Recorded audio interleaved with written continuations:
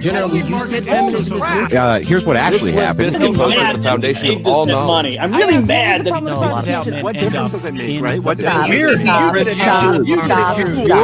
Stop. Stop. the deregulation of the industry is obviously going to cause more of that industry. To lubricate the trust connection between people until they have enough. Yet we could still look at biological reality in determining who's a female, even if there are. Why don't you denounce feminism the same way you're denouncing capitalism? If you don't... For something to be objective, it needs to be verifiable.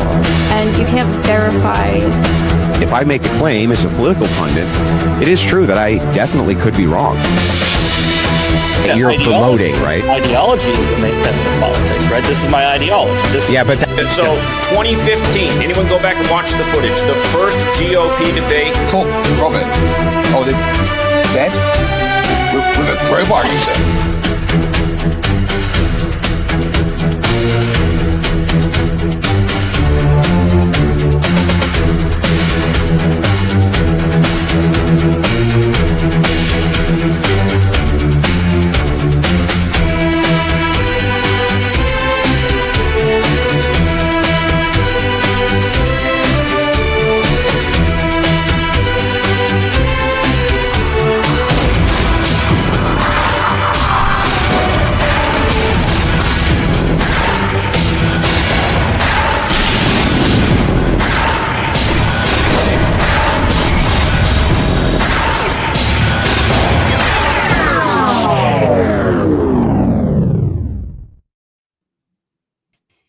And good evening, ladies and gentlemen. Welcome back. I am Sarah, the Raging Tomato, bringing to you live another Moderator Monday. We had some camera issues. We still have camera issues. Don't have any idea who that is, but it's okay. We're all good, and we're going to press forward on your behalf.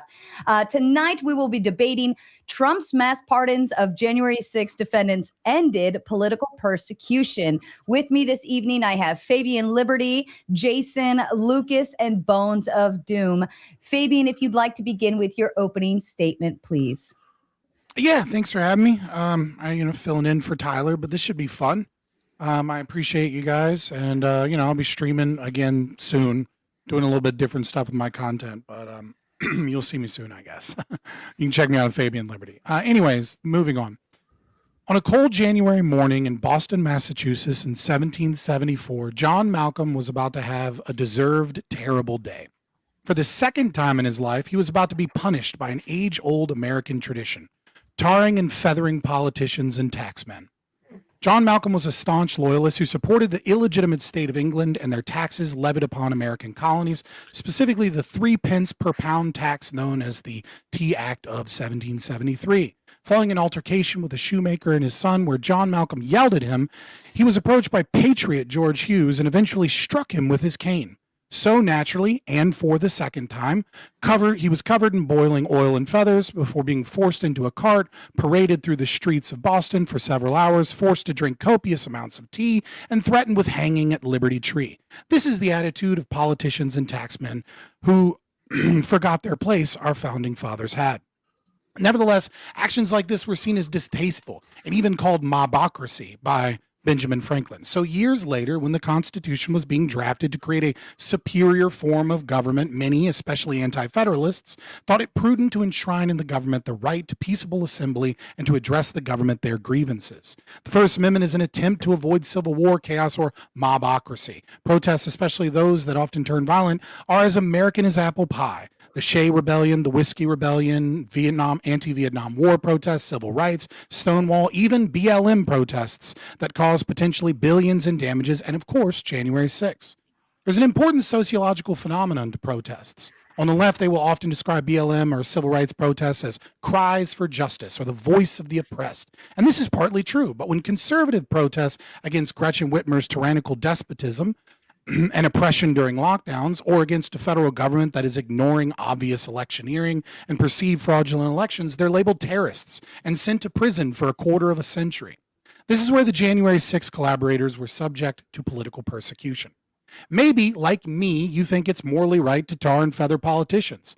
And if so, there is no debate here. All the pardons are morally good, but maybe you're more like Benjamin Franklin and think those acts of mobocracy should be curtailed and these protesters deserve punishment.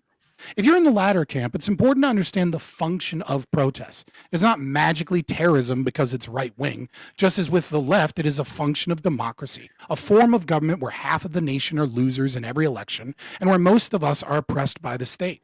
Protest is a legitimate form of addresses of our grievances, but is often not peaceable assembly. So, by our Constitution, ought not we punish those who become violent in their protests? Was that a cue? Oh, sorry, I'll continue. I thought you were like giving me a hand signal. Sorry. No. That is the real question as to whether the punishment of protesters. Sorry, let me find my spot. My apologies. That is the real question as to whether the punishment of protesters, especially organizers, deserve decades in prison. The answer to that question is one of the social contract. While I am a firm believer in abusing all politicians, the Benjamin Franklins among you disagree.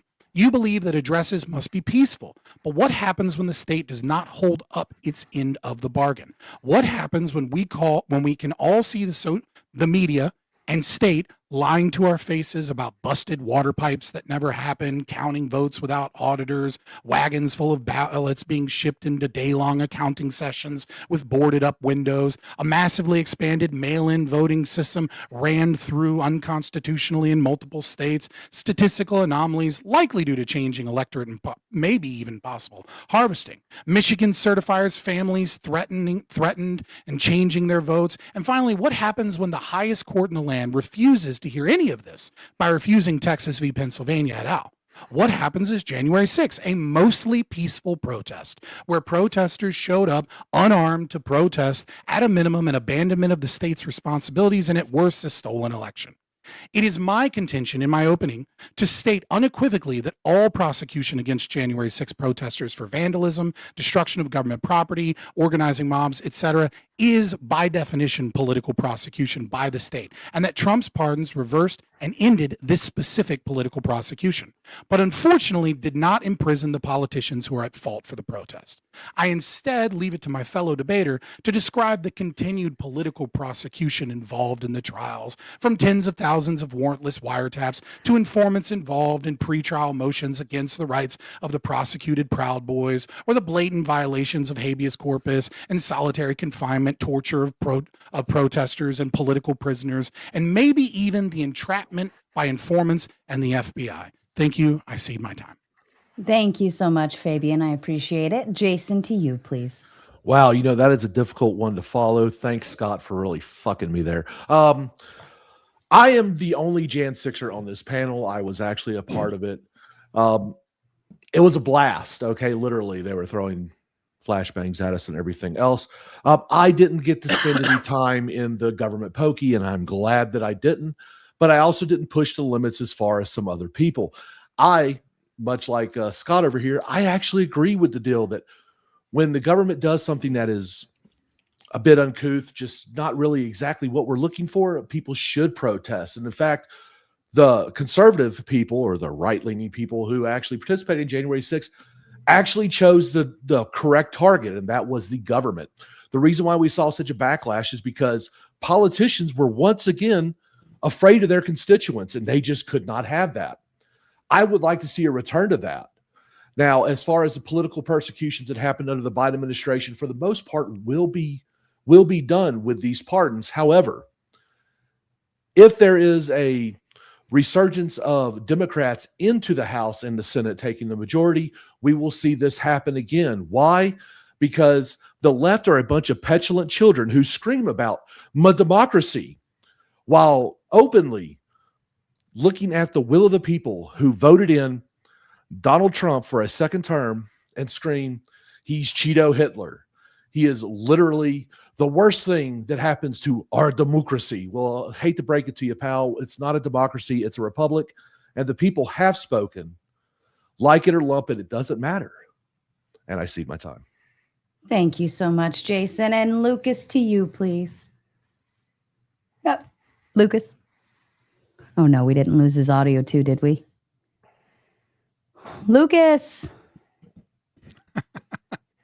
Oh God, no.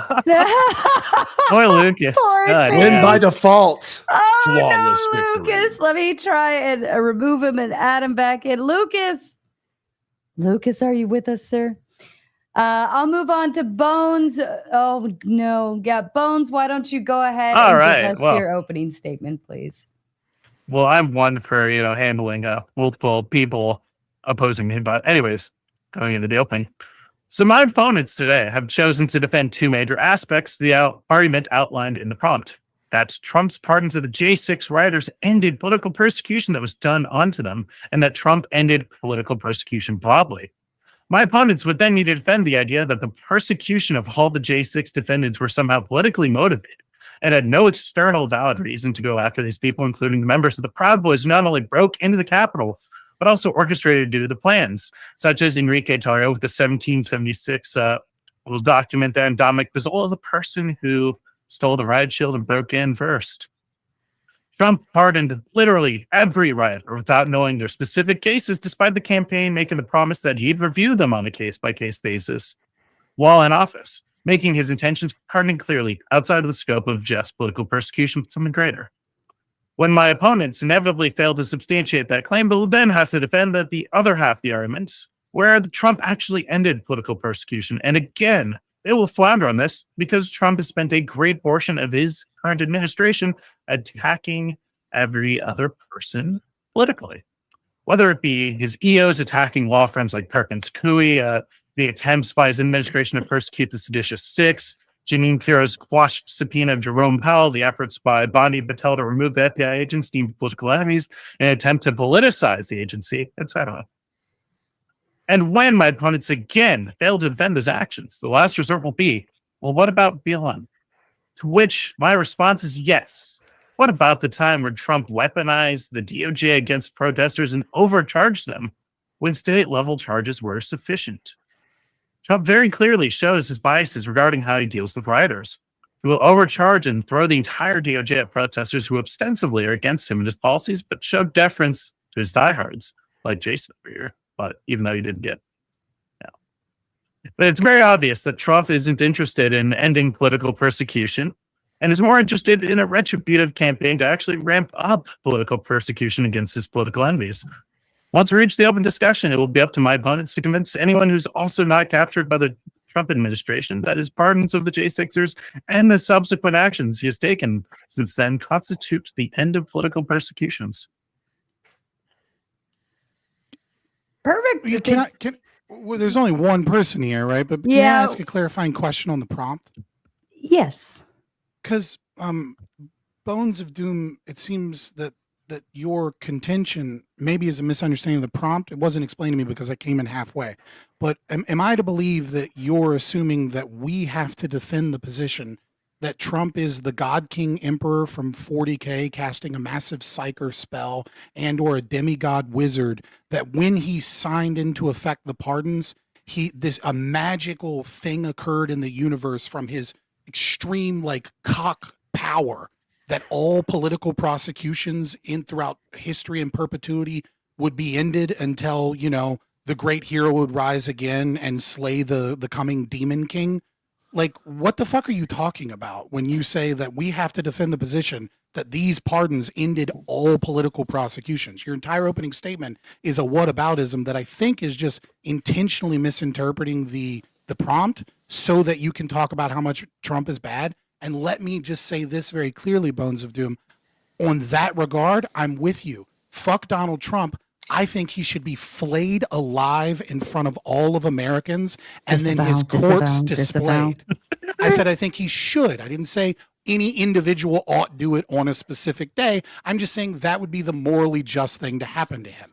Yes, he has also taken political he's also taken political prosecutions. That's not the prompt, though. The prompt is, did these pardons end political persecution? Not did they end all political prosecution in perpetuity, or is Trump a bad guy, actually? So it's actually just twofold. My argument was that on one hand, the pardons of all the J6 rioters and protesters was actually not an act of ending political persecution against them, but rather retributive. justice did a supporters wild up and to feel like the wrongs had been corrected when there were otherwise very valid charges sent against people. And then on the other hand, Trump is then also just doing a lot more political prosecutions. He's just ramping it up. And the idea that he's like somehow like against, but yeah, somehow the idea that he's against like political prosecutions and the fact that like January 6th like ended this idea that there was there was weaponization by the government to politically persecute their opponents. That's also false. Yeah, but you just set up a bunch of straw men This is that actually aren't the explicitly prompt. so Trump's Maybe mass Lucas pardons of understood the prompt. So hold on. and he, so Trump's mass pardons of the January 6th defendants ended political persecution. This is I'm thinking of the prompt as this the is same well thing within as the like the J6 pardons were this like final act of like any political persecution in the United States, and then Donald Trump was going to come in and be like this righteous, leader that didn't do political persecutions. Well, That's what I take. Let's go ahead and have Lucas give his opening statement, and maybe we'll see where his position stands, and then Fabian, we can further clarify. I'll add in a few things on my end after Lucas gives his opening statement, and then we'll dive into clarification. I wasn't trying to interrupt anything. No. I understand what you were looking for there. All right, Lucas, welcome back, my friend. Yeah. I'm glad you're all set up. I'm on my phone now, so it's all right. You have earbuds on, so hopefully that helps. But all right, Lucas, go ahead with your opening statement, please. yeah. So the prompt of the J6 pardons and political persecution in the United States begs the question that the J6ers who were pardoned were politically persecuted. The answer to whether or not these were political persecutions is obviously no.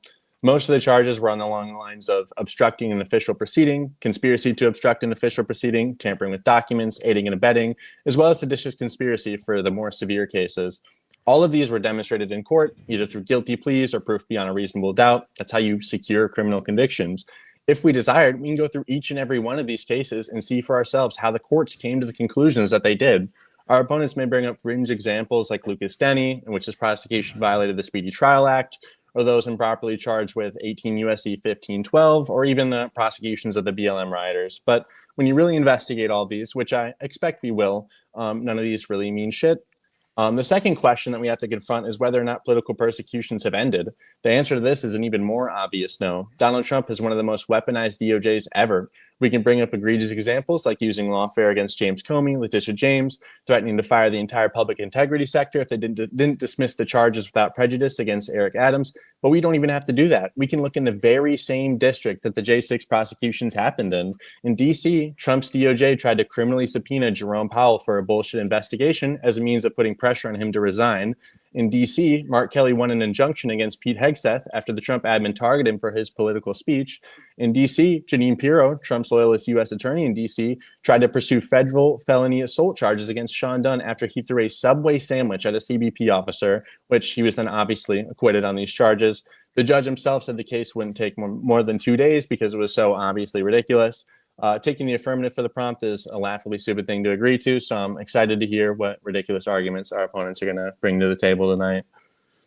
Thank you so much, Lucas, and I'm glad you're back. All right, and ladies and gentlemen, I believe most of the gentlemen are streaming to their own channels. If you'd like to head over, give them like, subscribe, share, all of the above. And of course, please send them your money. They're working for you tonight.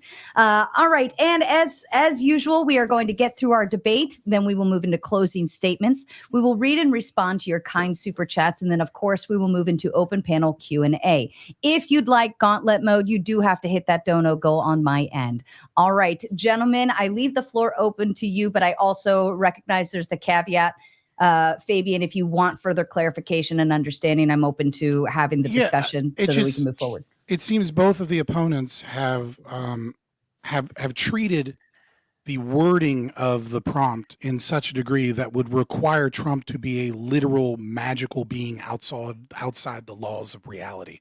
And I think that they've done this intentionally as a means to make the entire case whataboutism.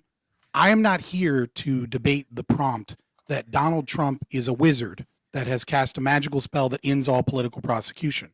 As an anarcho-capitalist, objectivist, libertarian, whatever label you want to give me, I'm certainly not here to fucking defend Donald Trump's usage of the state apparatus.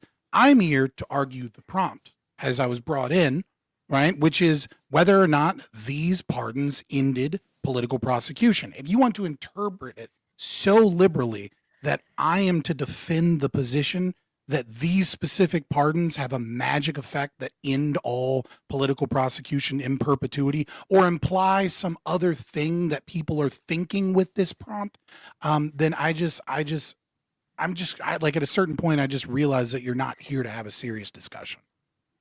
Yeah, so no, it would just be idea that of Donald Trump Yeah, go ahead. ending political persecution with the pardons isn't some like wizardry magical thing that you claim it to be. If Donald Trump pardoned all these J6ers, like these 1,500 people who we felt were politically persecuted, and then did the other things that he does, like firing certain people in the government, I don't think this is a very magical thing. And I think if you were a Trump supporter, you could say that this like ended political persecution in the United States. I don't think it's an outrageous thing at all. Okay, so you're saying it did so temporarily, right? So you're adding in this idea of like you're interpreting the prompt to mean that it ended it at least, which is a bunch of stuff not contained in the prompt, by the way, which is insofar as the Trump administration is reigning, political persecution is over until some other person gets power, like a governor exists, or we live in a federal government, or someone else gets elected, or all these other caveats. I think it's just a silly interpretation of the prompt so that you can talk about Trump's political persecution or the things that the Trump administration has done that are bad and have a whataboutism argument instead of talking about the specifics of the prompt, which is were the January 6th protesters Pardons. that were pardoned, were any of them, right? Because it need only be one. If any one of them were politically motivated in any way, or if the state apparatus under the Biden administration was abusing its authority in any way, or using its authority in an unequal way compared to what it did to other protesters in similar situations, then this is a form of political persecution that was ended by the Trump administration's pardon, or the Trump's pardons. Yeah, so like, why didn't they Okay. just go by a case statement when Trump's campaign contacted NBC News and said, "Yeah, we're going to look at the pardons on a case by case basis"? Do too they long. think now that all cases are suddenly now It political was going to take persecution? too long. He made an executive decision. That's actually It was what the gonna people take voted so for him to do. So then I he don't did. see what So the his issue goal. is. So thank you for admitting that his goal then was not to end political persecution. And so you just kind of wanted to wave the hand No around. one's made that claim at all. That's not part of the prompt. The prompt Yeah, wait, is so Trump a great Trump president? pardoning all It did- January like 6th the Trump is protesters, did he ending end political political Hold on, prosecution? you're, This pardon is me, textbook gentlemen. You are prompt. both talking, and therefore we can't hear either of you. Fabian, I think you were responding. If you wanted to respond. No, I'm just saying again, we're getting away from the prompt, right? Like the prompt isn't did every pardon, was every pardon good? That's not the prompt. No. Again, this is you guys haven't actually made like So Lucas how and you how both is have made how are people like some Enrique arguments Tarrio that I would like to politically actually persecuted? talk about because they're All right. actually on the topic. Bones, wait, did you have Sarah, a what response? Or Go Bones or ahead, Lucas? Lucas. Yeah, I was Yeah, going to Lucas, ask go ahead. Sarah, what do you take the prompt to mean, so we could have like I look a at it more as narrow way to argue. action equals like a conclusion, right? So the pardons were an action, whether it was by Trump or anyone else. There's an action that happened, and that ended political persecution. Okay. So I don't even look at it as person. I look at it as there was an action that happened. It just so happened to be Trump's mass pardons. That is the action. And then we are seeing the like cause and effect, right? So I don't. And are you wanting to hit at like political persecution in general, or just political persecution specifically with like the J6ers? The way I understood this was like all political persecutions, right? Like Okay, great. Trump was a wizard. There we go. like in terms of Oh. it happening, right? That's what I understood it as. Now I could be totally off, but I don't. That's Okay, what great. political persecution I thought was Okay, well like then I'm an I'm overall. cosplaying as Sean Dunn today Jason, with the sandwich. Jason, I apologize. It's now a 3v1 debate. Unless you also would like to abandon the prompt perspective No, that Trump is a wizard and ended all political prosecution in Whoa. perpetuity. and Trump he's has never been done framed anything as if bad. he's a wizard. And he You is could the just God not- King Emperor. He's a perpetual that's 10 feet tall. wait, it's hold a on. silly. It's a silly prompt to Okay. defend. It's obviously It like, is very silly if you make him think like he's supposed to just like be contractually obligated by his magic to like never do political prosecutions. It could also be the case that if he's like acting in good faith, then like we can just determine that the Right, but prosecutions that's that he's also a doing different thing. are political in nature. Political actions are never in good faith. I hate to break this to you, my Okay, man. great. So yeah, Well, that's great. So then you agree with me. I Good still job. don't see it as like Trump. I don't see it as Trump is the wizard, right? I see it as this action happened and people learned from it and said, let's not do this anymore. Look, right? it would be Who nice. is that Well, naive? it would be nice. Like, who Yes, the it fuck really is would. that? God. Like, has anyone paid Sarah. attention to what every evil president has done in the past 2 centuries in American history? The amount of people the CIA have killed is a mystery number because we don't fucking know. Like the amount of people the FBI has killed is a mystery number because we don't know. No pardon is gonna we're not kumbayaing and being like, now that that's over, now we're back to business of like running a legitimate government that doesn't do things like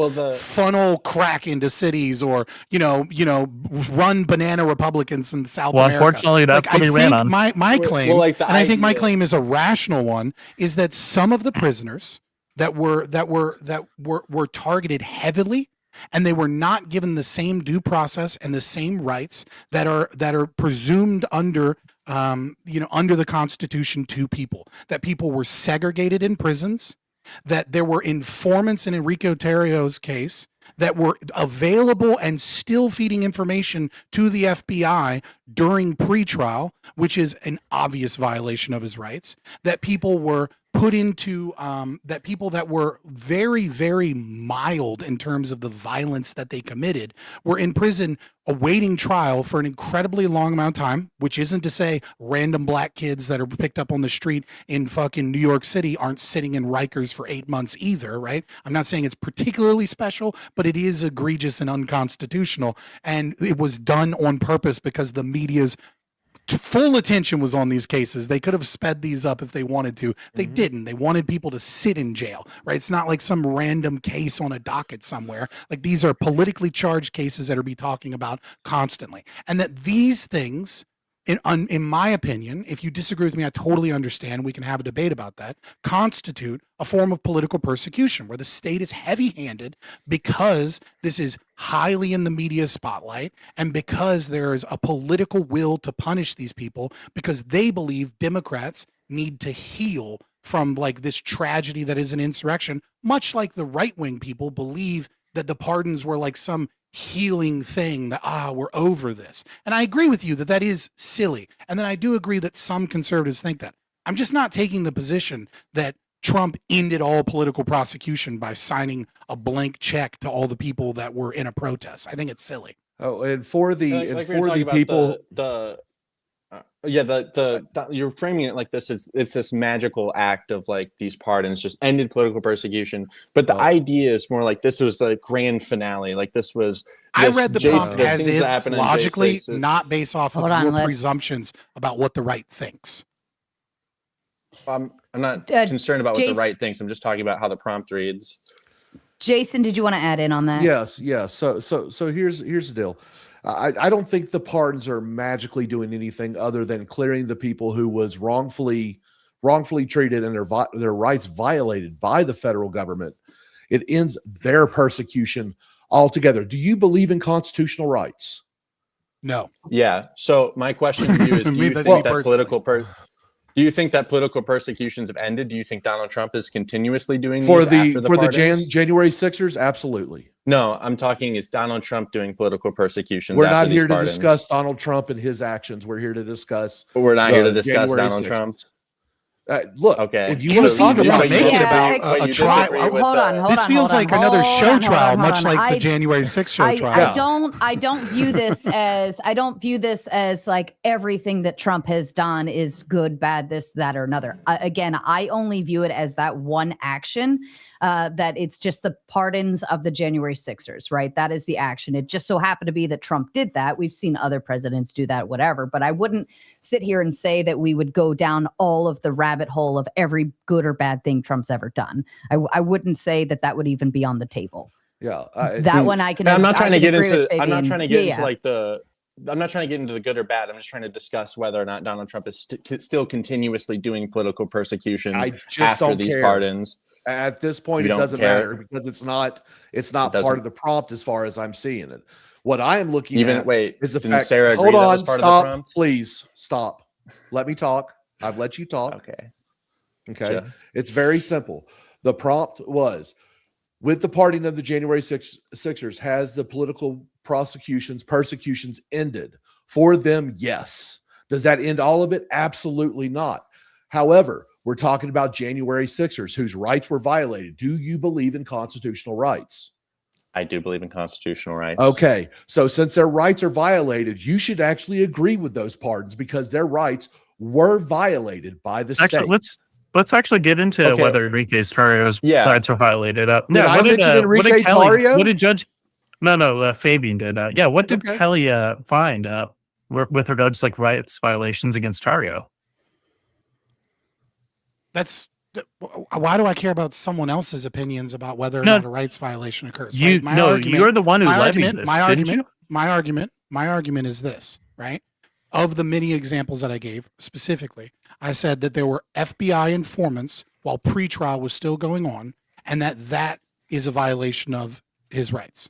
That's it. Yeah, but That's did the only Judge thing. Kelly Is did that Judge right? Kelly like I don't care. find What, that to I be the don't case? care what another person's opinion on is in your So opinion. the right? judge Is that presiding right over or the wrong? case? Hold on. Let's just go Yeah, one at a time. I don't give a fuck about the judge presiding over the Okay. case's opinion. All right. Just like I don't give a fuck about a ton of I don't judges care that if have made I'm retarded wrong. shit. I don't care at I've- all. Yeah, I know you I've don't care. disagreed with Supreme Court rulings constantly. That doesn't mean Great. that I am automatically wrong because Clarence. Do you think that if Clarence Thomas disagrees with you on something, that means you're automatically wrong? Or do you think maybe judges can be wrong in their opinions or wrong in their assessments? these are two and I'm different- actually looking at the details of what occurred and whether or not I believe that, or whether or not the audience believes that to be political persecution. So okay, so my apologies. Are you saying that it's of your opinion that there were rights violations against Enrique Tarrio, that there were rights violations against Enrique Tarrio? Because those are two different Yes. questions. Yes. Okay, well, yeah, what was the- it what was is the rights my violation? opinion.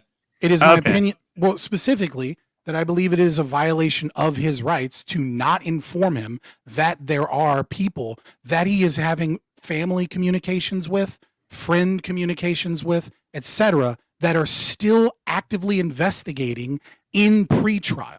They are Okay, gathering where's information, this which means that violation? Yeah, but there's no evidence that the prosecutors intruded on private or privileged communications between Enrique Tarrio and his lawyers.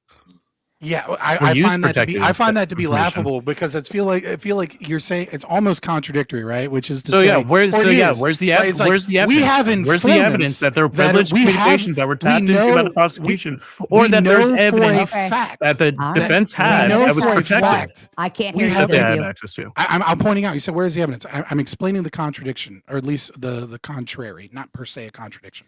So now I'm asking you to defend your opinion. Your opinion. Yeah, yeah, And that's I why am, I'm I asking am. for whether the Right. prosecutors And I'm intentionally like attempting to intruded answer it. into privileged communications, or they used like defense information that was only that they only should have had access to. That's right. So you're goalpost shifting and saying now that the only way his rights were violated is if they had specific access. I'm asking you to defend your I'm sorry, opinion. Bones of Doom. Bones Hold of Doom, on. you keep Let him- interrupting me. Yeah. But let me explain why this is a fallacious argument. You have moved it over to I now have the burden of proof that the FBI had specific access to privileged communications. What I am saying is that what we do know is that the FBI had informants that were in family members' homes and meetups and talking with people that were all a party to the case that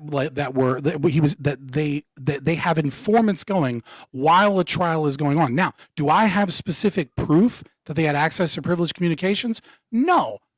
So you don't have evidence that there were any rights violations. Give me a big budget, right? so we my- can go through all of the documents that the FBI has. We can do a proper investigation to see what communications they do or they don't have. What I do know is that they are doing something that if it was any other normal ass case that wasn't a massive amount of political pressure on, if you find some kid somewhere, right, that was accused of robbing a liquor store, right? And then all of a sudden you found out while trial was going on that the police were at their grandmother's house gaining information from them as an informant. Any judge in the fucking world would be like, nope, we need to reset this. I need to investigate this. This trial is fucking over. You would almost certainly get a mistrial with prejudice. All right. Yeah, now I need to ask, what's the rights violation specifically? Are we talking about constitutional or human rights? Constitutional. Right. So I'm not a lawyer, right? Like I'm not gonna so you say don't have that it's anything? enshrined in a specific like which article, which I guess you could say that it's the right to a fair trial, right? You could say that by having someone that is potentially able to gain information, potentially gain information about your defense, that this would be a right to a fair trial because you may be working on strategies that your grandma or your friends are aware of. And then because they have that information, they have a leg up on you in the trial so that they can then counteract or file motions or find ways to try and circumnavigate your ability to have a strong legal defense, which I would presume constitutionally is like kind of a big deal, right? So there's so a you lot don't- of you don't argument actually between the know. federal. You don't actually know. I mean, I just gave you or- an example of why I would believe that was a No, constitutional you said you rights think violation. it to be. You said you think it would be this thing. It gives you the vibes that this would be a constitutional violation. But I don't even think you're trying to make a constitutional argument. Are you making more of a human rights argument? Well, I mean, I wanted to make a clarification upon your thing, right? Because I don't think it's a secret here that like my belief in the Constitution is, it's in my opening statement, right? Like, is that like to me, I think any form of the state punishing people for damaging public property and or attacking politicians is in and of itself a human rights violation because we should be able to tar and feather any politician.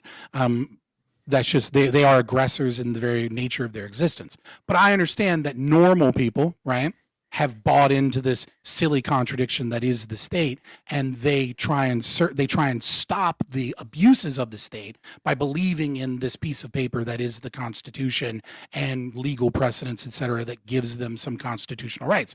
And part of that would be a right to a fair trial. And I think if you have informants that are potentially aware of your legal defense, that like we should be fucking investigating that, not just being like, oh, poo-poo, no rights happen, no violations happen here, move on. Okay, so I guess like what's the problem with any of this if we're operating under the assumption of the legal system being an authority for whether or not something is like a constitutional rights violation or not? Do you think that like any of these people were improperly charged, like the obstruction charges or the conspiracy to obstruct charges? Do you think any of those were like invalid?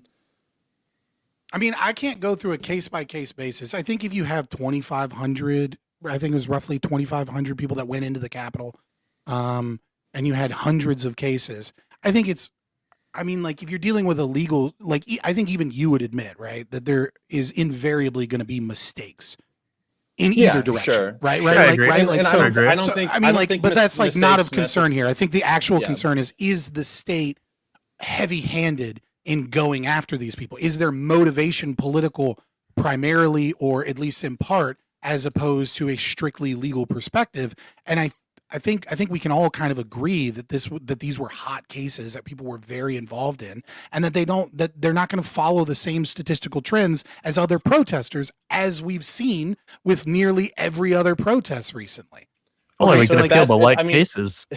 If that's your standard, then every single case ever involving some sort of like government action, this would all be political persecution. I feel like that's kind of like ridiculous, and to gauge it towards the. I totally understand for the means of this debate that it is my duty to do an internal critique from someone that believes in constitutional law, which is why I made sure that my intro statement made a distinction between those two, which is I called you the Benjamin Franklins amongst us. Right, that Yeah, but don't if you believe also- in the Yeah, concept of sorry. mobocracy, right? Jason, but it also- I want. Oh, Oh, sorry, sorry. I'm Go, not- I wanted to And make then sure I Jason made the had an argument that opportunity to jump in. that from the very beginning, right? I made the argument, which has gone unaddressed, but I've already taken up so much time. I really want to hear you guys yell at me and Jason yell, right? But just to be clear, in my opening, and Lucas, I don't know if you were having technical difficulties and had to I switch. was, yeah. Right, Oh, wait, but I listened made to I your made opening, the I argument. listened to a part of Jason's, yeah. Right. So I made the argument, right, that the entire concept of constitutionality is based upon this social construct. And the entire idea of peaceable assembly is that there is an avenue for you to address your grievances. And I think that when we saw all of the things that we saw that led up to January 6th, and when we saw SCOTUS shoot down Texas v. Pennsylvania et al., right, because it's like 9 states or some shit, right? That they've kind of already cast their die there. They've already accepted the political violence. Yes. And I understand you're like an anarchist, so this is probably fine in your worldview. But like, if we never have punishments for people who commit crimes when they're at protests or when they do riots, then you just incentivize the people to riot and do that whenever. You incentivize people to harm politicians. You incentivize people to hurt government property. But like I said, two things. I would love more government property destruction. That would be great. I understand. I agree with it morally. Sounds like I condemn. Second, I said government property, right? Government property, public property. It's a contradiction. It's evil, and you burn it. I don't care. Number two, second thing, right, is I disagree, right? Because as I said in my opening, and as I said just now and reiterated, right, and I'll reiterate for a third time, that it is the state that violated this presumed social contract that allows for this piece of paper, right, that is the Constitution, to be a governing principle or value when they shut down Supreme Court cases, when they certified an election knowing that Michigan had been threatened, that they had been threatened by several people, and by Trump, by the way, right? So they gotten threatened by Trump, and they gotten threatened to be doxxed and their families killed by Antifa, and then they switched their votes. So Michigan should never have been certified. That there was Texas's contention that there was a lot of unconstitutional ways in which states had pushed in mail-in ballots and like the ability to ballot harvest, et cetera, because of COVID, and that many of those states had violated their own state constitution. And it was SCOTUS that said, well, you're not really affected by this, so you have no standing, as if Texas wouldn't then be affected by the existence of the federal fucking government. So I feel like it was the state that violated that social contract. And so I think if there was extreme amounts of violence on January 6th, it would still be political prosecution to charge a single person, no matter what they did, to law enforcement or to any politician. Okay, so your claim is that this... All right, we can have him get in. Texas v. Pennsylvania, the fact that the SCOTUS was too cowardly and spineless to actually address it actually showed that they endorsed any kind of violence that happens against a state, because all they were doing was protecting the status quo. They actually didn't want to listen to the arguments. They did not do their job. So when you look at it from that lens, it makes more sense. I'm not the extreme anarchist. I'm not the ANCAP that Scott is by any means, but I understand his worldview, and I do share some of it. I'm a little bit more of a statist than he is. Well, the fact that I'm a Benjamin Franklin, we'll say, right? Yeah. I was trying to be nice here when I said it that way. You're saying the state violated the social contract of the Constitution when they tried to go use illegal means to stop Donald Trump from getting elected as president. Is that so? First of all, the government has no right. I'm asking to stop anyone from becoming president. To clarify it very, very specifically, when I would say that the First Amendment, that the concept of peaceable assembly, right, and the right to, the 5 elements of the First Amendment, right, that the idea that we are going to peacefully protest and not use violence as we did in our nation's founding, is that you are going to actually, that we have a right to address our grievances, and that you're going to do something, or that they're going to be heard. And what we had instead was grievances just means suing the government. That's how that's been interpreted. It means suing the government. It also means like a certain. It doesn't mean going and killing politicians. A petition that which politician was killed? What? Right. Well, unfortunately, they attempted to kill Pence. They were hanged. What I'm saying here is that you should know you were there. This case should have been heard, absolutely. And I know that because in February, was it February 4th? All of the media apparatus came out and bragged about how they bent the rules to the extreme degree to make sure that Donald Trump didn't win the election. It was what was the case? I have it in my notes here somewhere. Okay, yeah. I guess let's just go by. Like they literally bragged about it less than a month later. They wrote an article. Was it here it is.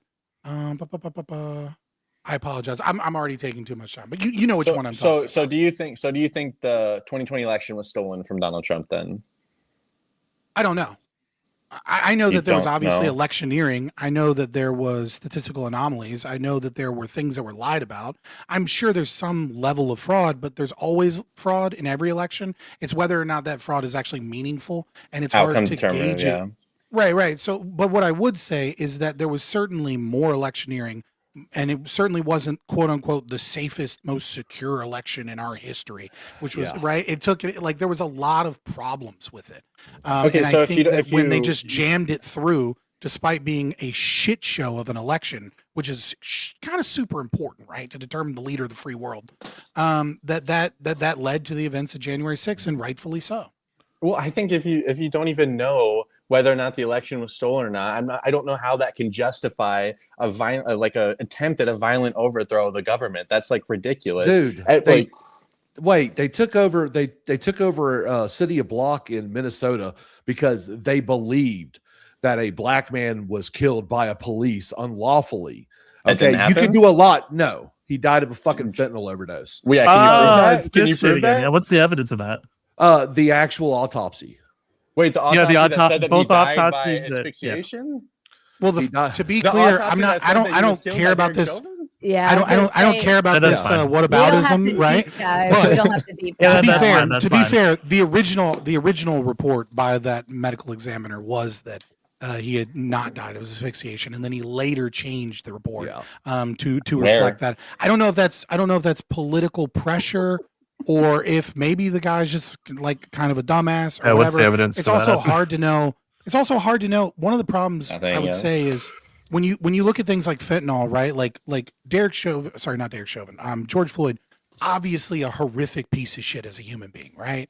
Like I don't think Yeah, anyone thinks he obviously. wasn't like Sure. like he was a good guy, right? He robbed people, he counterfeited, he was a drug addict, he, you know what I mean? Like he threatened pregnant women, like he was a piece of shit, right? Doesn't mean But he should be killed by the the police piece of officer. shit though. that he was, I think to right? matter. short circuit, It's hard to short- to know. It's hard to know what the actual micrograms of fentanyl overdose is, because it's hard to know how much fent this dude was taking, right? You know what I mean? Okay, Like sure, he might sure, have had a but the- tolerance. And also the fact that short he circuit this whole had thing, built up like the all that. BLM protesting is like a counter to like the January 6th protest stuff. But if we actually look at like the BLM protests, I condemn the violent BLM protests. I do. You're not going to find me or Bone saying that this was a good thing. And also, I condemn there was only even- the public property destruction. Anything There that was- you did, like firebombing the police stations, I'm totally for. Okay. But there was even a report that the BLM protesters were charged with a heavy hand in order to de-incentivize violence. So you lose there when it comes to BLM. These people Are you didn't get kidding off me? easy. How many people you say yeah, that- this when was you say federal that- prosecutions I by the am Trump curious. DOJ. How many I am people were curious, right? prosecuted I'm for not that? intimately aware of all the prosecutions of BLM activists and organizers, but did anyone get a quarter of a century prison think so, sentence? no. The answer is no. The answer Did is anyone no. Did anyone get 10-year prison sentence? The answer is no. I'm not sure. Yeah, Did anyone get a 5-year prison sentence? two, I'm also I not believe. sure. I'm sure there probably was some 5-year sentences in there, or I maybe believe there 10. was two. But Yeah, but there's this is also also a still under difference. the There's Trump also a DOJ difference in anyways. there's also a difference in crimes here, right? One of Mhm. these is going to DC and trying to subvert the results of the 2020 election. Wait, and the other wait. is like just normal riots. Was that a right? specific? Was that Is like, DC some holy ground or something? Yes, that's our How? capital. That's How our is it? capital. So- Obviously, we so have is this higher a religious standard for argument? legal I procedure guess it there. is. No, it's Trump is he's- God King Emperor, It's not and he is in this. charge Well, of the obviously we have a sacred higher religious standard. people's house. Obviously, They- we have a higher standard. For literally not attacking religious, the good Capitol Lord. building.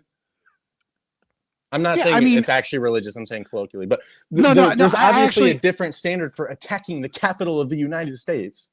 Well, I think I agree with you, and I think you also agree with me by virtue of your belief in the sacredity of certain governmental institutions. Because I think that plays a part into why these were political persecutions. They were not charged just because they protested and did some government property damage, right? They were charged because they interrupted a meeting for that continued a few hours later. Yeah. Right, and Well, so which and it's entails different crimes. it's only relevant. Well, we that could they get into the ought be charges charged a and the quarter of a differences. century, right?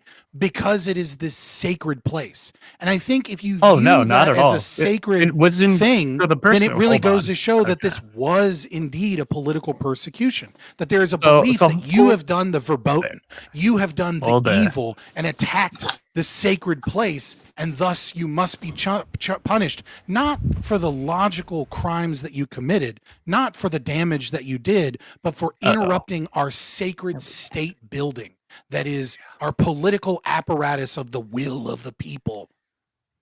So this Yeah. is like a really, really interesting comparison. So the longest sentence that any BLM fighter got was like 7 years. This is in North Carolina. It was related to Boston and all that. There's also a Boston man, John Bonepong, I believe, who got 5 years. He fired like 5 shots at the police officers during the riot. He got 5 the years difference for shooting between at a hold cop, that's it. hold on there. Go ahead, The difference Tom. between him is he brought a gun and shot at on. people. Yeah, right. yeah. Let Enrique That's why he got Tarrio 1/5. Paxton We got know that the 25 left. years. Hold on. We know the hold left on, is so let lenient on Bones gun finish- crime. Hold on. Let Bones finish his thought. He has been very patient with everyone else.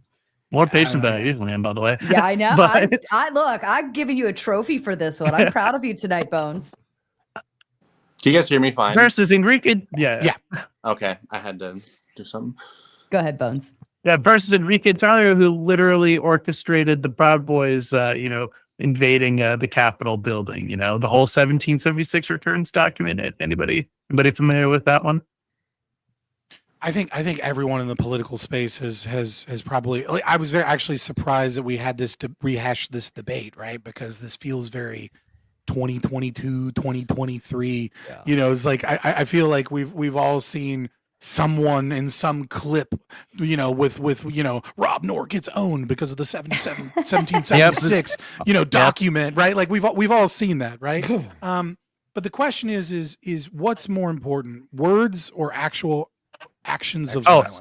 Actions, absolutely. Which is why Enrique So- Tarrio was so the one do you think- orchestrating it, I'm which just is why curious. people like Dominic I'm curious, Pizzola, do which you is why think people like that the Ethan BLM Nordine, protester- Zachary Rell, Joseph Biggs, like all those people, the people part of the Ministry of Defense, of self-defense. So what did they do? What were the in, actual the Proud actions? Boys. What were the So- actual actions?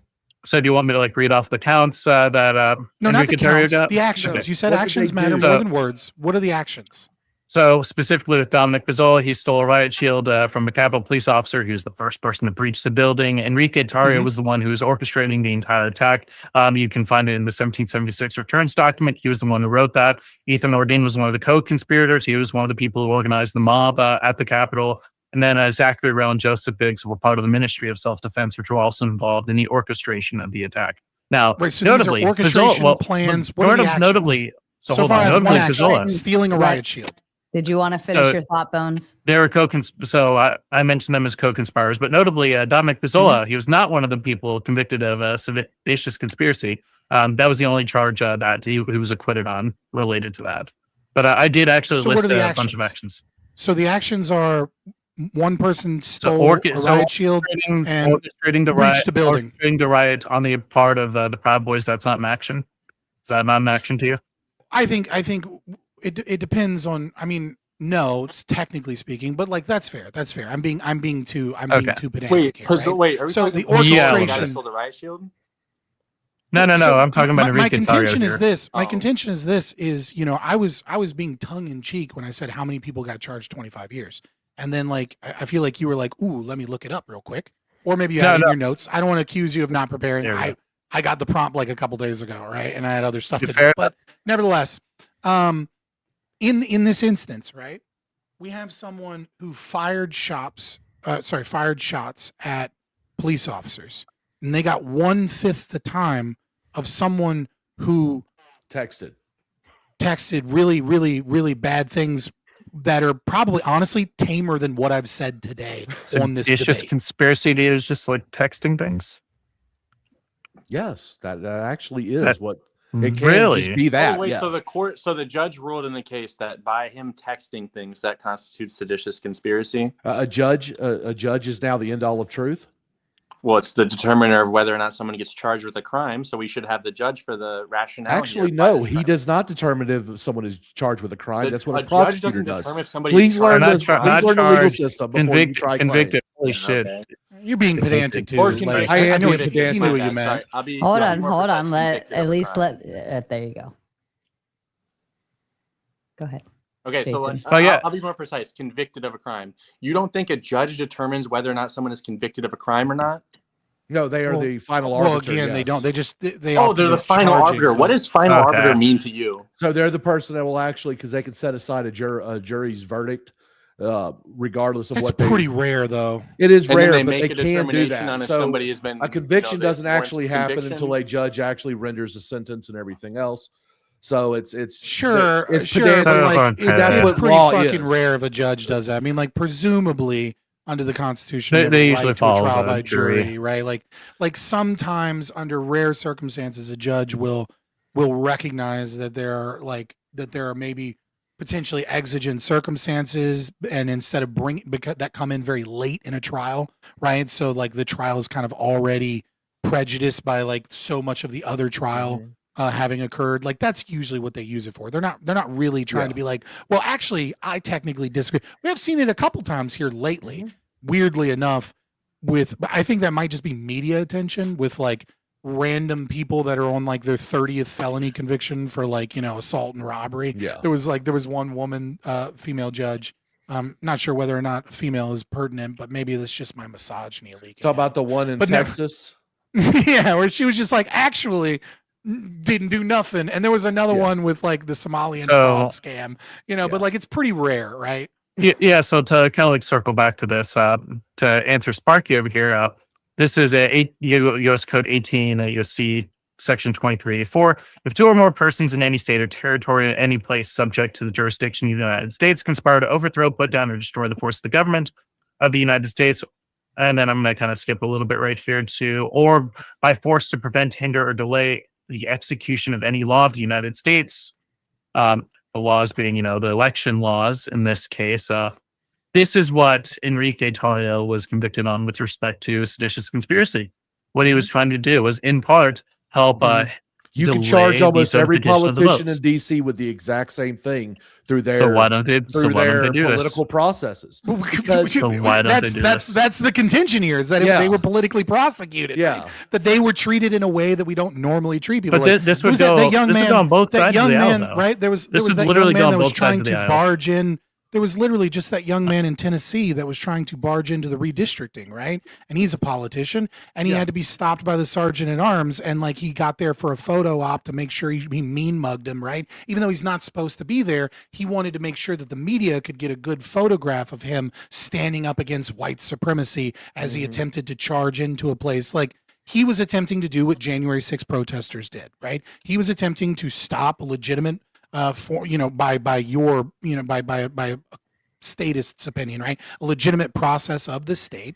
And so like if Enrico Tarrio is going to get 25 years, why not him get 25 years? He's attempting to barge in to an official meeting where they're redistricting, like any other and he has the right of doing it. Was this person convicted of seditious conspiracy? He hasn't been tried. I think he might have to text him.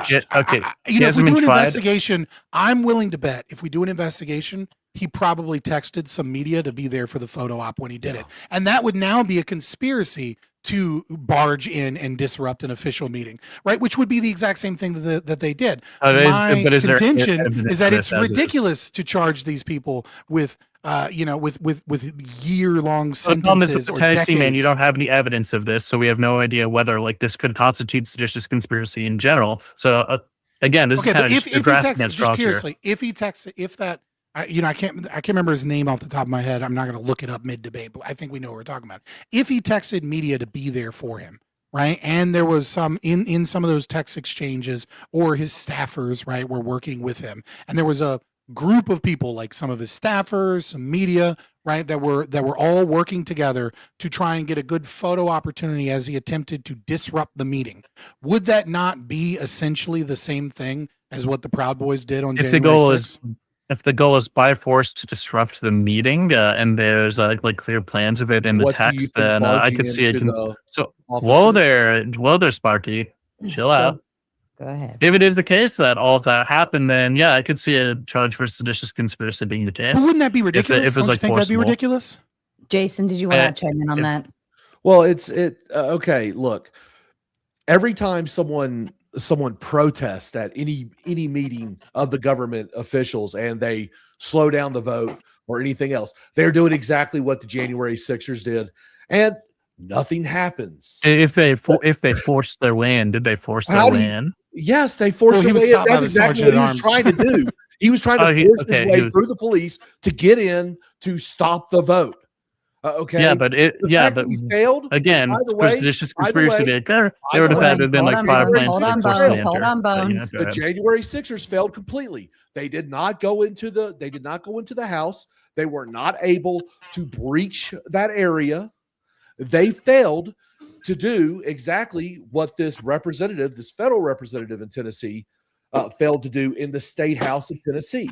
What he did, had he had an R behind his name, you would call it insurrection. But no, he has a magic Pharaoh, and suddenly he didn't do nothing. Wait, but the J6ers did accomplish their goal because they delayed the certification in time. They delayed the certification by a couple of hours. Woo, that was the point of J6, to delay the certification so Trump could send the electors in. No one was coordinating with Trump. People had ideas of what they could do. There might have been some people that were in direct communication, but out of the Fabian, what would you say? 150,000 people that was in DC that day.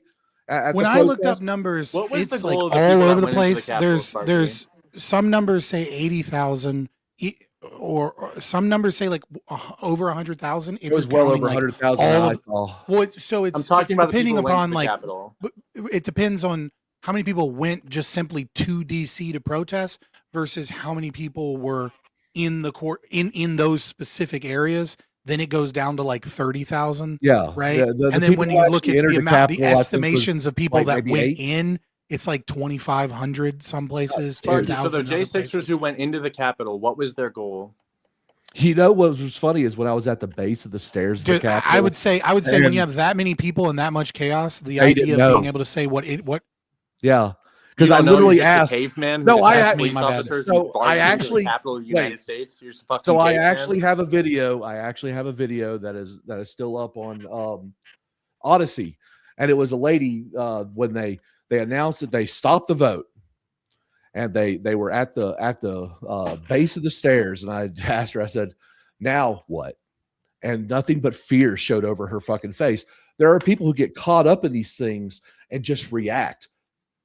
People are herd mentality. I was trying to find that young man's name. I apologize for interrupting. But there was so many examples of different politicians breaking in and trying to stop those votes. Yeah, I was trying to find the young man's name that had the afro. I couldn't remember his name. And it's actually proving to be difficult just through Google alone, because there's just so many articles of different times in the last few days where different politicians have barged in to try and stop the voting. And there's so many of those politicians. It's just kind of, I find that ironic. Lucas, you were saying something. I didn't hear it. Yeah. So Sparky, do you think that like all the people who were holding the guillotines for Mike Pence and the people who were chanting 1776, you think those people were just wandering into the Capitol building? Do you think everyone that burns the mob? Okay. Do you think that everyone that burns an effigy of Trump, should they be charged with attempted assassination? Burns an effigy of Trump? Because that's what the whole guillotine and the hang Mike Pence thing was. That was an effigy. Yeah. So wait, were any of the J6 protests went into the Capitol after they violently broke into the Capitol? No, they didn't. During the biggest part. The people who had the guillotine and wait, right? You just don't know. You weren't there. Hold on. Were any of the J6? Okay.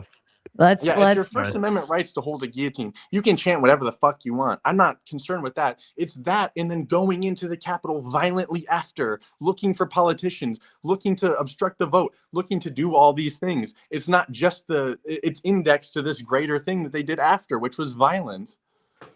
I think we're adjudicating something that is like not necessarily pertinent to the topic, right? We could have a back and forth. We could have a back and forth about how violent it was, where the pockets of violence were versus people that were like there's plenty of videos of like scary shit, right? There's plenty of videos of like where like as much as I hate cops and like I don't care what happens to them, like as an institution or from a rational perspective. Ooh, poor thing. There's also plenty of videos where they're like, very chaotic and they clearly don't have the backup that they need and they decide to gas the protesters when they really shouldn't have. And at the same time, I kind of feel for the cops there, right? Because I'm like, dude, if I'm a cop and like there's a mob that outnumbers me 500 to 1 in this pocket and we've got riot shields and we're trying to push them back, I totally understand the perspective. Fuck you guys. I'm going home to my wife and kids. Eat some gas, bitch. right? But at the same time, you've got gas going out, you've got people freaking out in certain areas. Then you have other pockets where people are like strolling in, like not even aware of like how much is going on. I think it's an incredibly chaotic thing that occurred.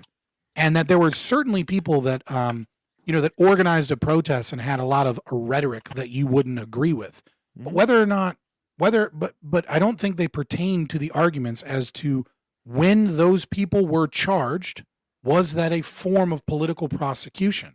And did the pardons thus end that political prosecution by freeing those people? I'm sure there are people that did crazy shit that were like psychos that like most people would agree probably should have been charged. And I'm sure there were people that were unfairly charged.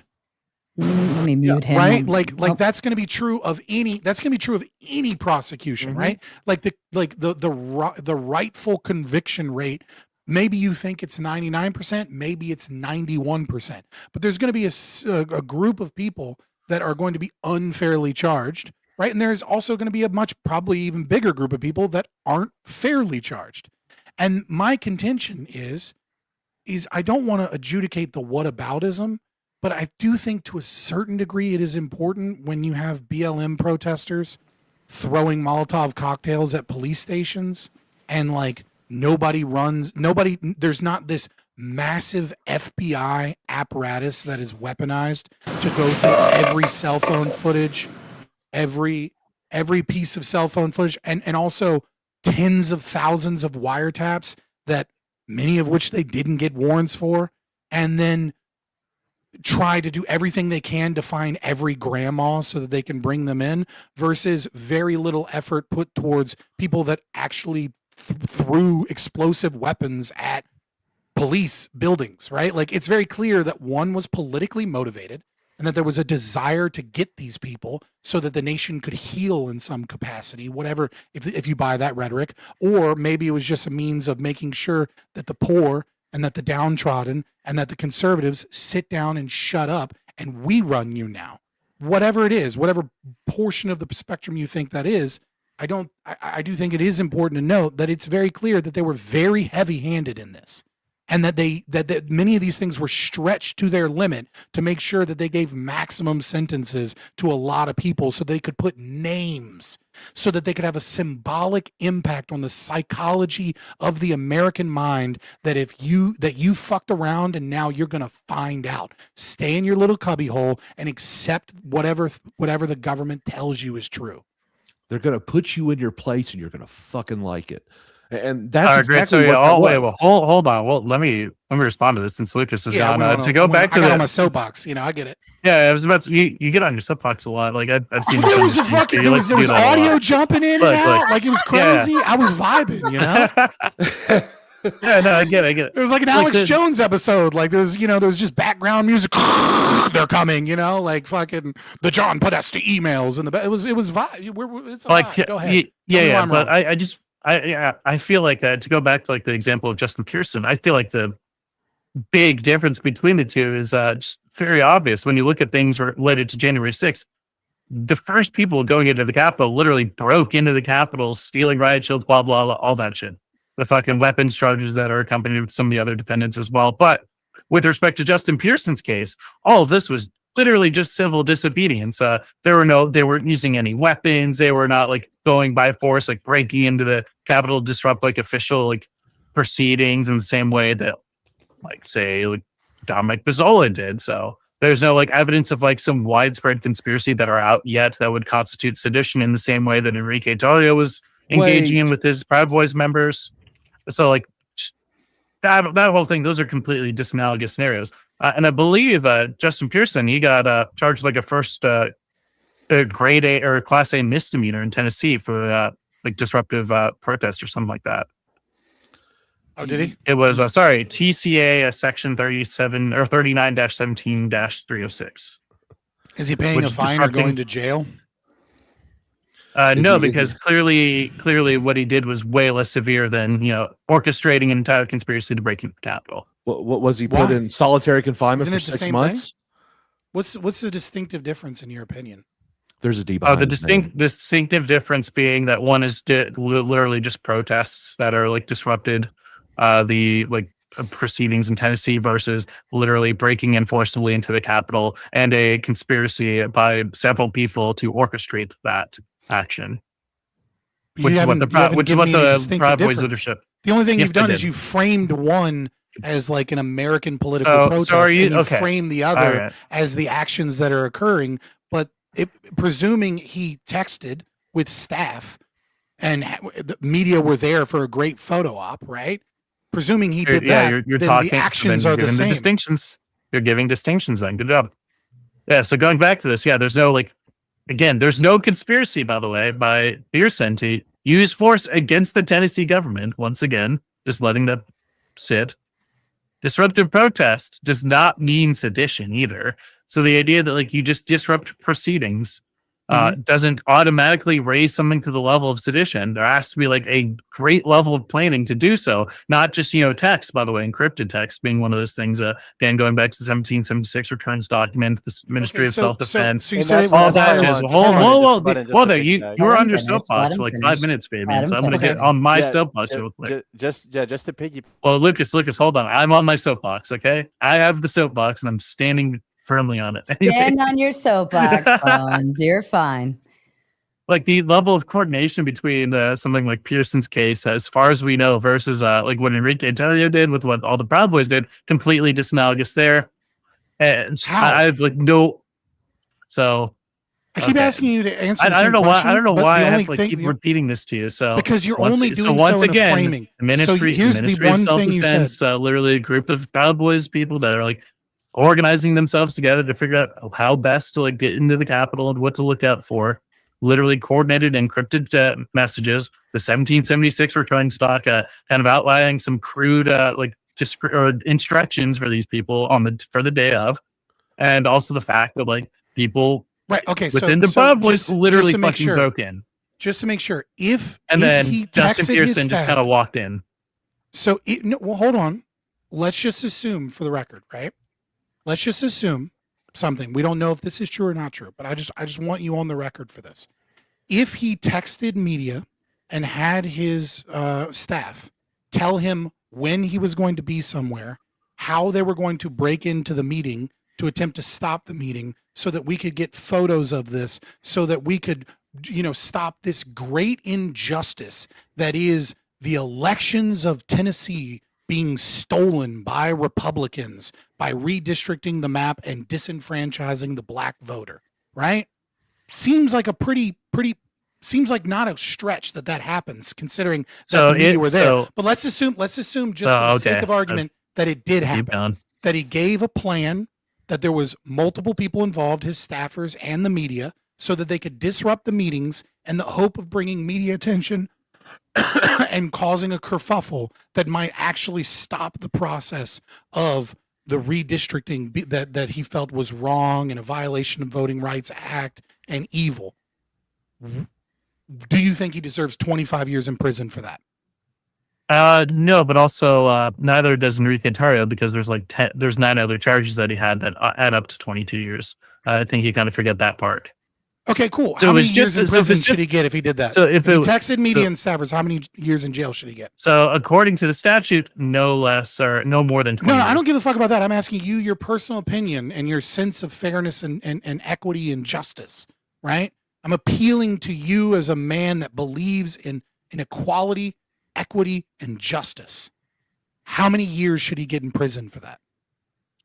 For a Class A misdemeanor in Tennessee, for a Class A misdemeanor in Tennessee, I don't know, but for the specific statute of seditious conspiracy, no more than 20 years, and probably for something like that, if that were a constitute seditious conspiracy, it's way less severe with the circumstances there. So probably if we were to grant all this and say that it was seditious conspiracy, maybe a couple of years.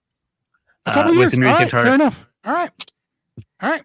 Maybe just, and that's I don't believe you. And that's I don't believe you, but in granting this a seditious moment, conspiracy. I'll accept by the way. it. Yeah, That's I think if Donald Trump I think if Donald Trump had the FBI or the DOJ investigate him, pull up without warrants or with warrants. Let's even say he does it with warrants, right? A little bit more fair than the Biden administration, and has them get all of his communications and prove that there was communication, and then put him in federal court and then create a trial. Let's say not in DC, because that'd be a very liberal area, right? We're going to move the court to a very conservative area so that he's with a very conservative minded judge somewhere that made sure that he got 3 years in prison. I think you would be losing your shit on Twitter daily calling Trump a fascist.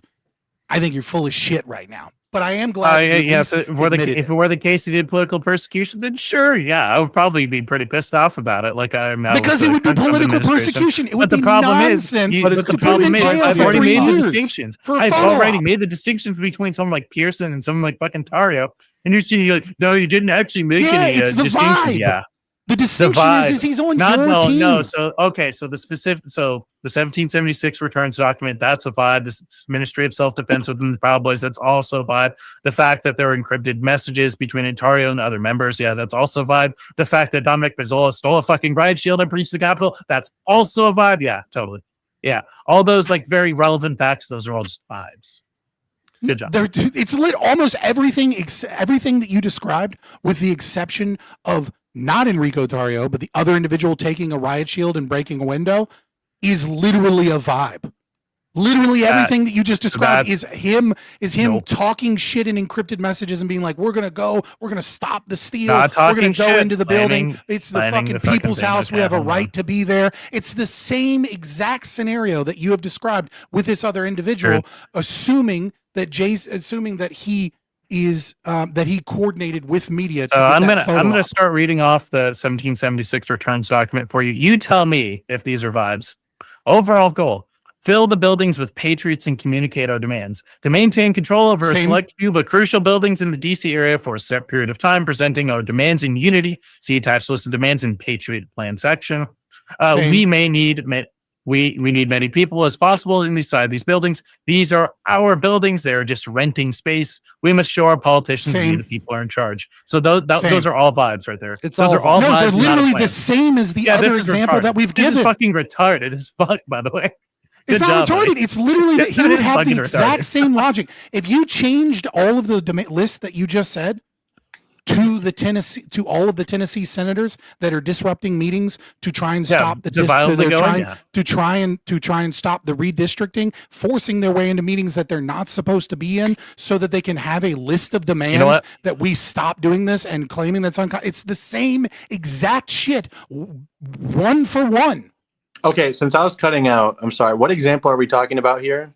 We're comparing the Justin Pearson case in Tennessee to Enrique Tario in 1776 and January 6th. Another thing that hasn't even been mentioned yet is I guarantee you that Tennessee representative also was coordinating with state Democrats in the committee on the House floor for timing and everything else.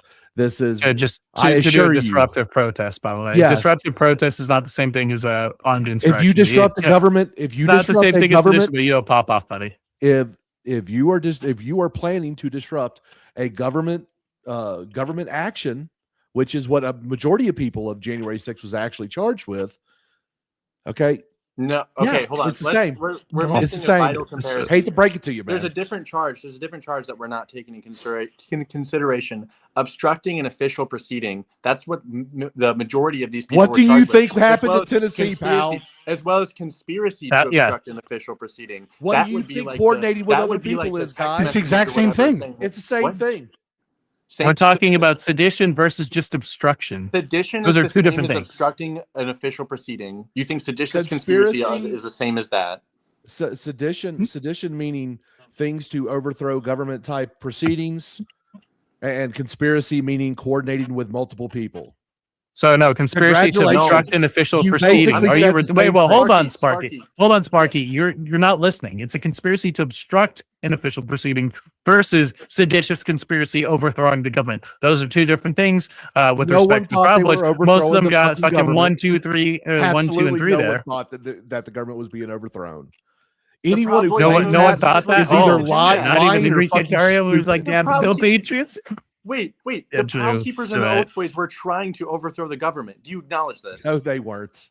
Okay, There I is can no find way- I don't think literal anyone text admits from that. Enrique Yeah, Tarrio no one admits that. celebrating. All right, well, I celebrating guess we when just they gotta break keep into reading the Capitol, that 1776 they're taking back their government.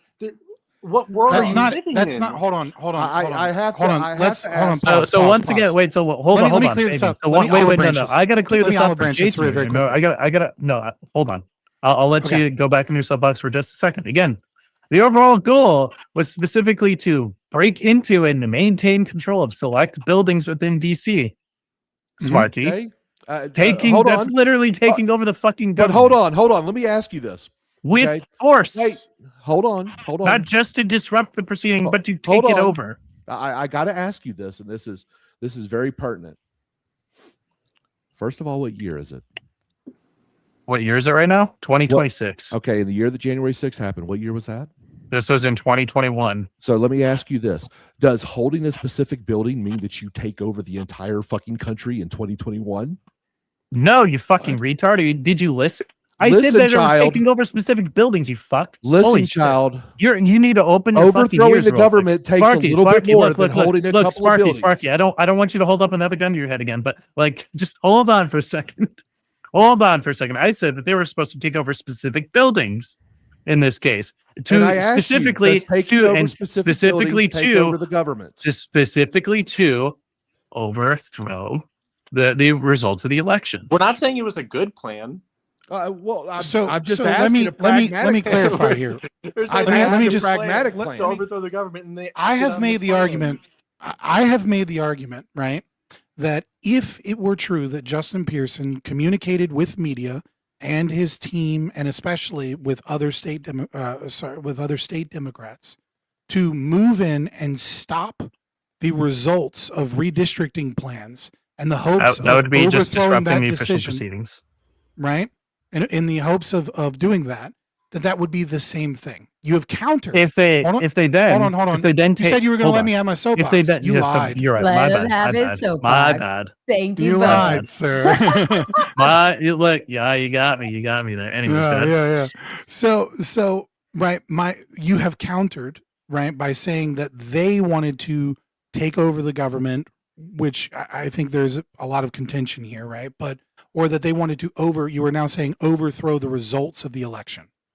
Yeah. And right, Obviously. I agree. I agree that is how you would view it if you are on the left, or if you are a very we'll say Benjamin Franklin type. I do not think, though, that you would find anyone in the Proud Boys or very, very unlikely to find anyone at January 6th that thought that they were overthrowing the government or overturning the results of the election. I think almost completely from what Donald Trump said, from what the people believed, and even from their own documents, they believe that their election was either stolen or was in some way, shape, or form done in such a fucked up way that we don't know, and we need proper investigations, and that their means of being able to do those proper investigations were shut down by the government when Texas v. Pennsylvania et al. Was not allowed to have a hearing. And that is what they believe. So you're putting in the belief as how this is different, and that the belief is that the goal is to overthrow the government or overturn the election. And you're not dealing with the particulars, which is my original argument, which is that if Justin Pearson was communicating with media and communicating with state Democrats with the goal of interrupting official government proceedings to redistrict Tennessee, and was hoping to stop the redistricting of Tennessee, and that this would be a one-to-one comparison because there would be a conspiracy. The goal would be to occupy buildings. The goal would be to stop the official proceedings. And the goal would be to change the results of elections in perpetuity, or at least until 2030 when the next census occurred. And my point of contention is if Donald Trump were to weaponize the FBI and violate the FBI's rules, as courts have found, to gather whatever intelligence they needed without any warrants so that they could prosecute Justin Pearson and put him in jail for years and years, you would call that political persecution. And if that is true, then you need to cede the debate because these are the same circumstances that were pardoned by Donald Trump. That is my argument. So yeah, if you completely like rearrange what the goal of Justin Pearson was to do, then you attack on the fact that you move it to like a conservative area, then yeah, sure, like it would be political persecution in this case. But the problem is that one, this didn't happen with Justin Pearson. All he did was just disrupt. Again, the seditious That's part. all that January 6th did, right? So the seditious conspiracy part of that, again, going back to this with Enrique Tarrio, I'm going to read another aspect of the 1776 rejoins document, since we're like unfamiliar with it. One of these specific demands was free and fair elections, meaning that one of their goals was specifically to, instantiate free and fair elections, which means that they believe that the election that occurred was definitely not fair. So how else are you supposed to get like free and fair elections, if not by disrupting the plans and taking over the government? So again, your new evidence is the same thing with Justin Pearson. You've failed to differentiate the two. All that you've done is differentiate the charges that the state charged them with. That's all that occurred in January 6th. There was a disruption, and then it continued, and the election was certified a few hours later. Nope, that would be specifically, in this case, this would be a conspiracy to obstruct an official proceeding or obstruction of an official proceeding. Dude, how much of an those are two NPC different can you counts. be here, brother? Like work with me. You just keep reading off charges and reading off things that are because you keep making that are not. You keep trying to like tie seditious conspiracy to conspiracy to obstruct an official proceeding when those are two completely different things. The idea that you're reading off charges, you're not actually reading. You're not actually thinking. What do you think I'm actually not thinking about here? You're claiming that you're spouting off NPC talking points. I'm making an argument. NPC talking points hypothetical. is reading like what the differences between the charges are. Yeah, you're right. Totally. No, I'm not concerned with the fucking specific statutes that they were charged under. I'm concerned with the actions that occurred, and if those same things had occurred to someone on your side, would you not consider that political persecution? If he forced the Justin Pearson case to be about as alike as the Enrique Tarrio case, then of course, then I would probably say that those cases would be seditious conspiracy. The problem is that those cases are not alike in reality. Like I engaged with your hypothetical. If they were alike, how are they not it would alike? be the case. Well, okay, how about this? How about this? Let's just go over because I have the Oath Keepers one up right now. Let's just go through the actual conspiracy, see if this is comparable at all. Just real quick. He's already, when we talk about Oath being Keepers, we know at least 11 of the people in that group were FBI either informants or agents. So that'll be fun because we don't know whether or not that document was even written by the FBI or the actual people prosecuted. So a lot of the informants a lot of the informants for the FBI, by the way, only occurred after one, they pleaded guilty and then agreed to work with the FBI after. So, I mean, we forget that part too. Let's look at the conspiracy, okay? We forget a lot of things. Comparable at all. Preparing for and coordinating travel to D.C. to use force to stop the lawful transfer of presidential power. Organizing into teams that were prepared and willing to use force to transport firearms and ammunition into Washington, D.C. Recruiting members and affiliates. Hold on, this was their own internal document? What do you mean? You're saying with the Oath Breakers, are this is what they wrote to each other? This is what the court lays out as the whole conspiracy for what the Oath Keepers did. I mean, if you want, we can go through and see if the evidence individually is. I'm like right. I mean, like he rejects it. Of course. At this point, what are we talking about, right? So do you reject this evidence I'm laying out for you right now? Well, so no, like there's important context. Have you ever been to a protest with Oath Keepers at it? No. Okay, so for example, I was at a protest with Oath Keepers at it, right? Which was when we were protesting the new gun laws that were supposed to be presented in Virginia. And what Oath Keepers are, specifically as a militia organization, their general goal in almost every protest is to be a counterbalance to either the state or to internal conflicts and counter protesters. They go to protests armed all the time, specifically to stop violence. That is their main goal, the Oath Keepers, right? they were at Charlottesville, for example, right? At the Unite the Right rally. They didn't shoot anybody, they didn't harm anybody, but they always bring firearms in a large degree as well as protective equipment so that it is a deterrent to counter protesters getting violent. So if we're reading off the court's interpretation of them bringing guns here, there's some of the few people at January 6th that were armed, intentionally so, and it is usually a means of stopping violence from counter protesters. Oath Keepers are at all the big ones. They're at every gun rights protest. They're at Unite the Right. Were just there to maintain the peace when they broke into the Capitol to try to overthrow the government. Is that what your claim is right now? No, what I'm claiming is that if you're talking about Oath Keepers specifically, they are always armed, and they're some of the very few people that were armed there, and they're always armed at every protest, and that their general goal is always to make sure that counter protesters or police or something do not like that. We don't have like civil rights anti-Vietnam War shit happening where the police just open fire on people, because there's a deterrent of we're armed as well. I'm gonna make that argument in court when I bring an AR-15 to a school and just be like, oh yeah, I always carry guns around me. It's just, this is just to be what I do to like protect myself and other people. Like, it's obviously ridiculous, and there's obviously a different situation here in which they went into Why the is it Capitol, ridiculous? like I said, to try to subvert the results of the election. I want to see you that's- do that so I can see you on gun fails, buddy. I really is that do want to see ridiculous? that. That'd be hilarious.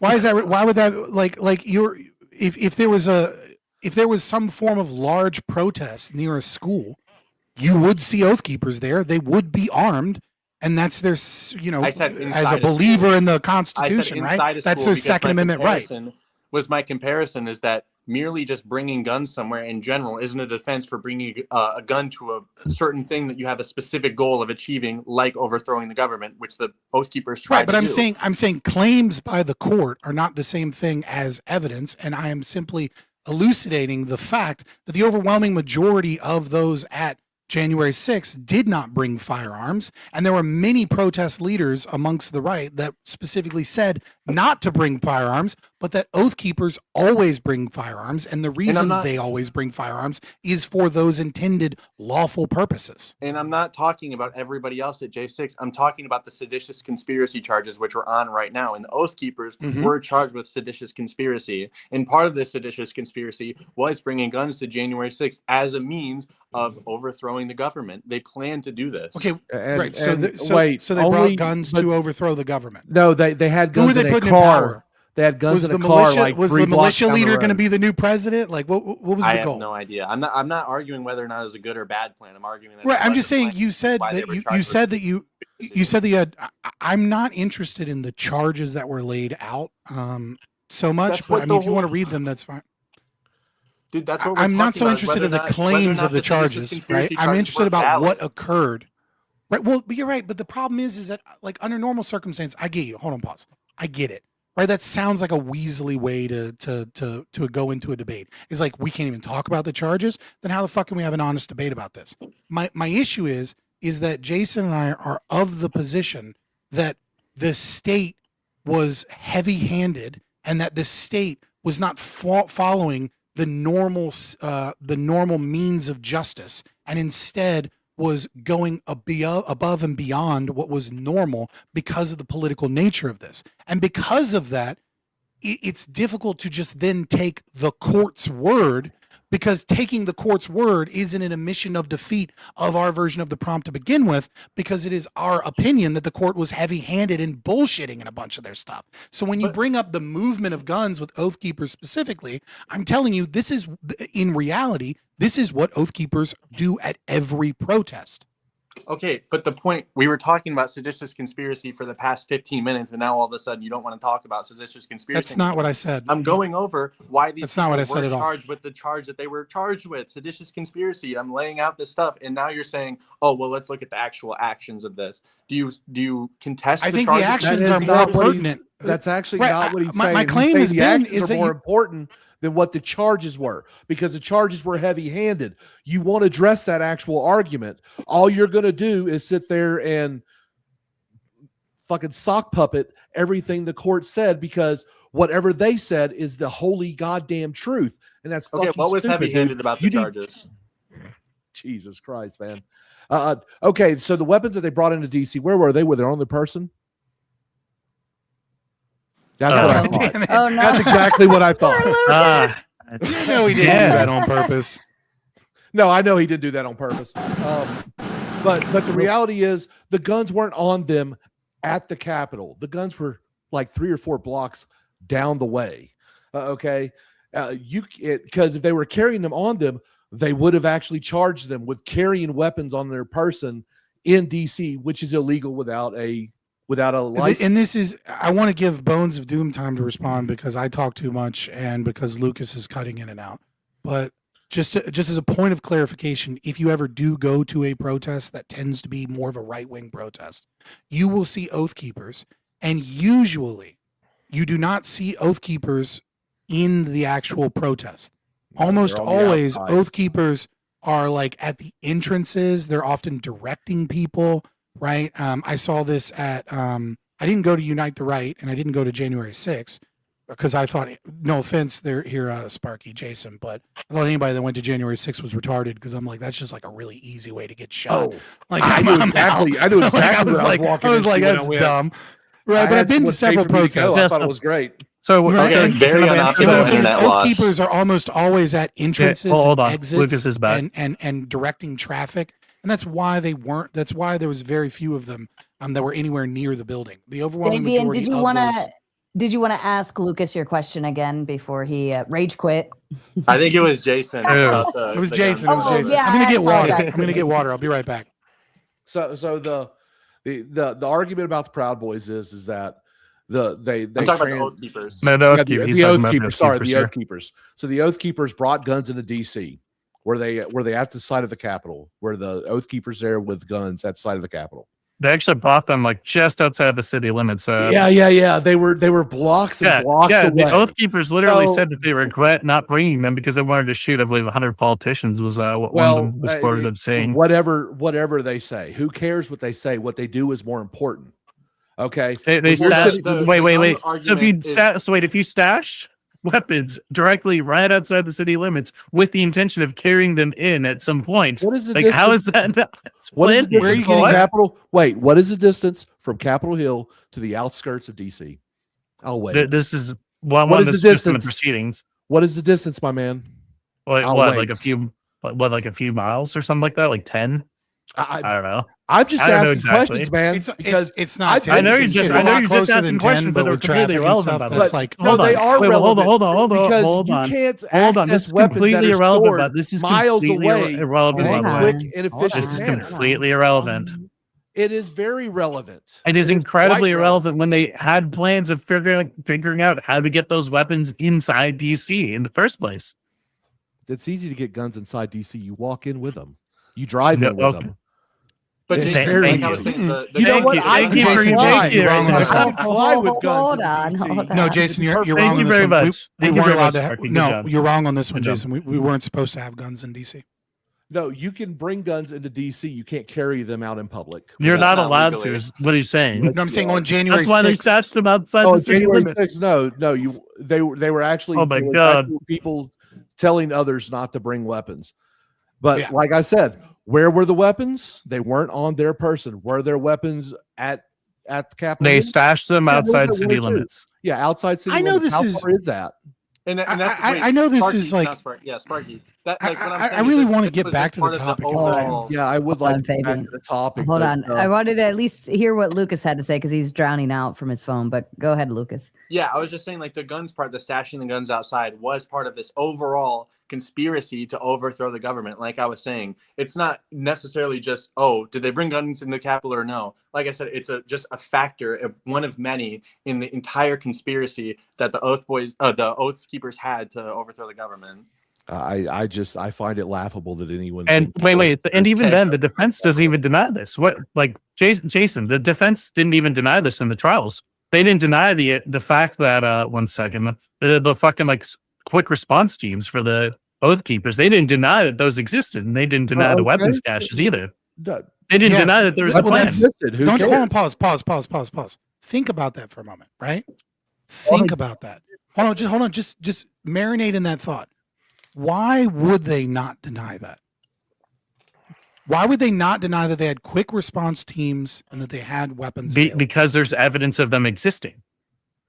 Okay, so you're saying that they just they went to trial and they were just like, we're going to admit everything, and we're just going to be like, yep, we're bad. Put us in jail for the longest obviously time. not. Which is why they didn't get the weapons charges, but they did get the seditious conspiracy part because they brought the weapons to. Wait, hold on, hold the fuck on. They brought weapons specifically to a place outside of DC city limits. That way they wouldn't get those weapons charges, but specifically so that way they could quote unquote respond to Antifa, or really just make sure that they can get the weapons into the Capitol in the event of some like quick time event they have to, let's use Occam's razor. Let's use Occam's razor here, right?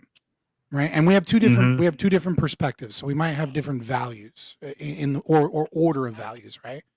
My argument from Occam's razor is that they do this at every protest, and that nothing has changed with January 6th from every single other protest. That every single time Oath Keepers is at a protest, they always have a cache of weapons, and that those cache of weapons are almost always at the entrance or exits. And the main reason they do that is to have a show of force to deter violence, as well as when you have weapons deep inside like a protest area, they're kind of more dangerous than they are helpful, right?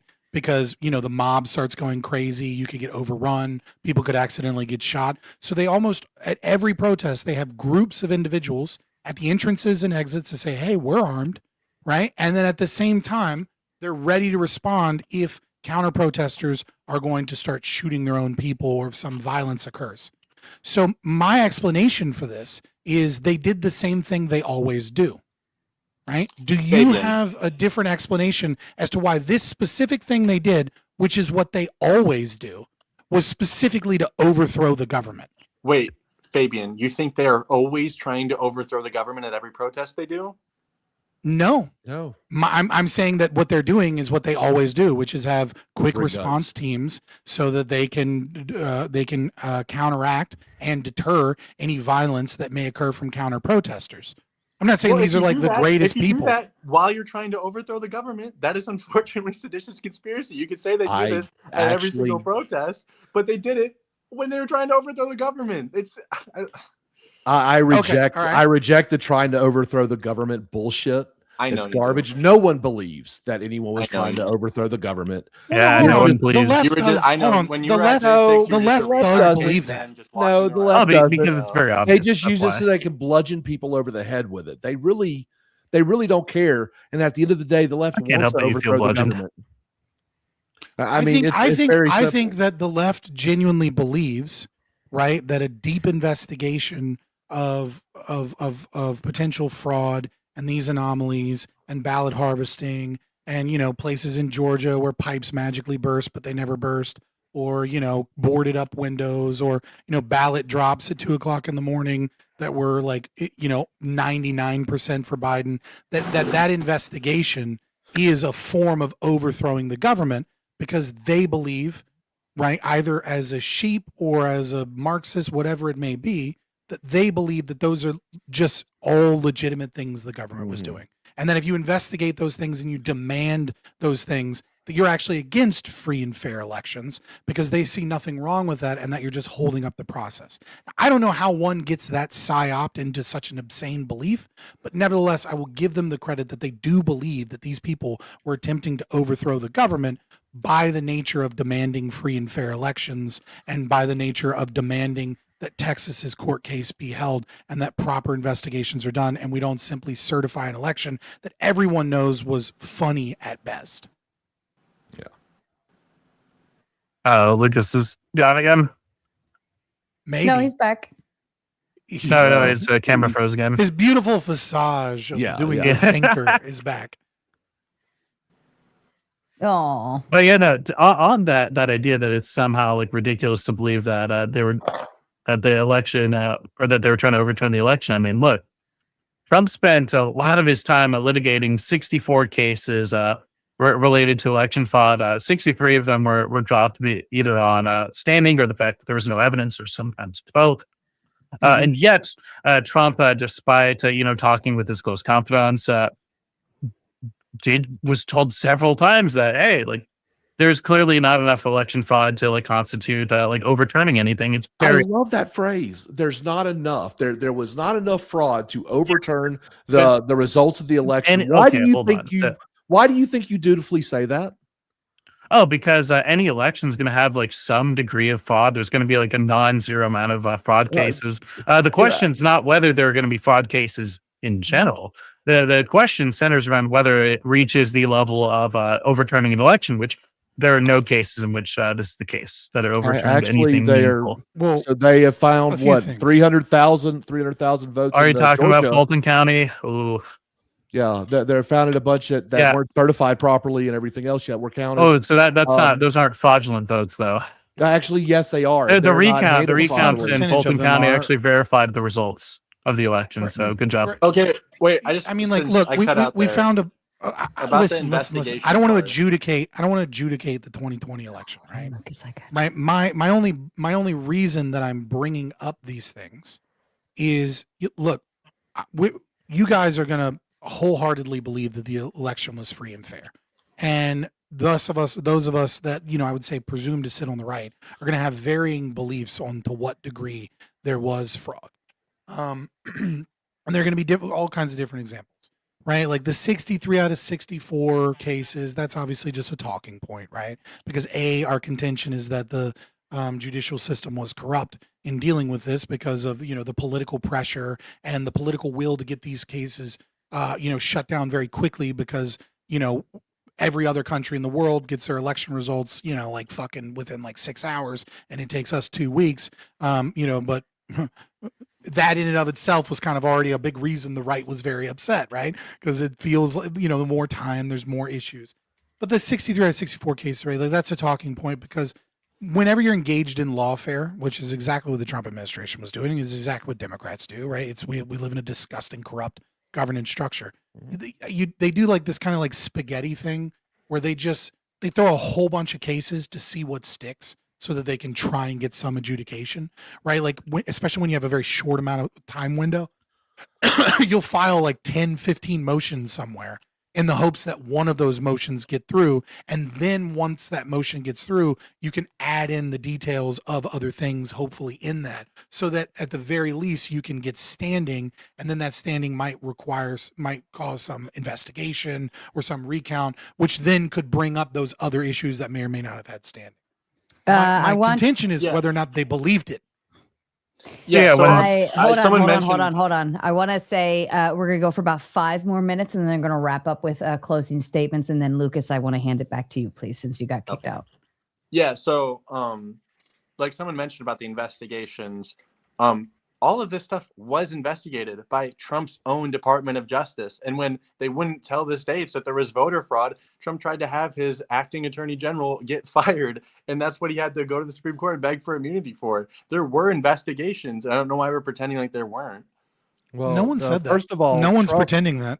Yeah, the point of contention is whether or not there was political prosecution. We want some sort of investigations for the voter fraud that happened in the 2020 election. That was the direct claim that I'm responding to. So again, this isn't true. This isn't true. Like there's this constant shifting of the argument, right? What we were discussing is whether or not political persecution occurred for these individuals. And the reason we're talking about election results is not to say whether or not the election was stolen or how much fraud there was. The reason is you guys keep making the claim that their goal was to overthrow the U.S. government. And we are making the claim, especially when we go all the way back to January 2021, not what we know in hindsight, of whether or not these people were protesting because the election was being forced through without them being able to address their grievances, and that political power was being imposed upon them, and then whether or not they felt that the election was free and fair, and whether or not appropriate investigations were occurring. Being able to go later and talk about what we do or don't know, whether or not cyber ninjas were full of shit, or whether or not they found a bunch of bad shit, like none of that is actually relevant to the question of, were these people attempting to overthrow the government and install and coup the government, or were they protesting what they felt was an egregious violation of their rights and of their elections, and the fact that this was being ham-fisted through when there were all of these questions, and the state said, fuck your questions. SCOTUS says you have no case.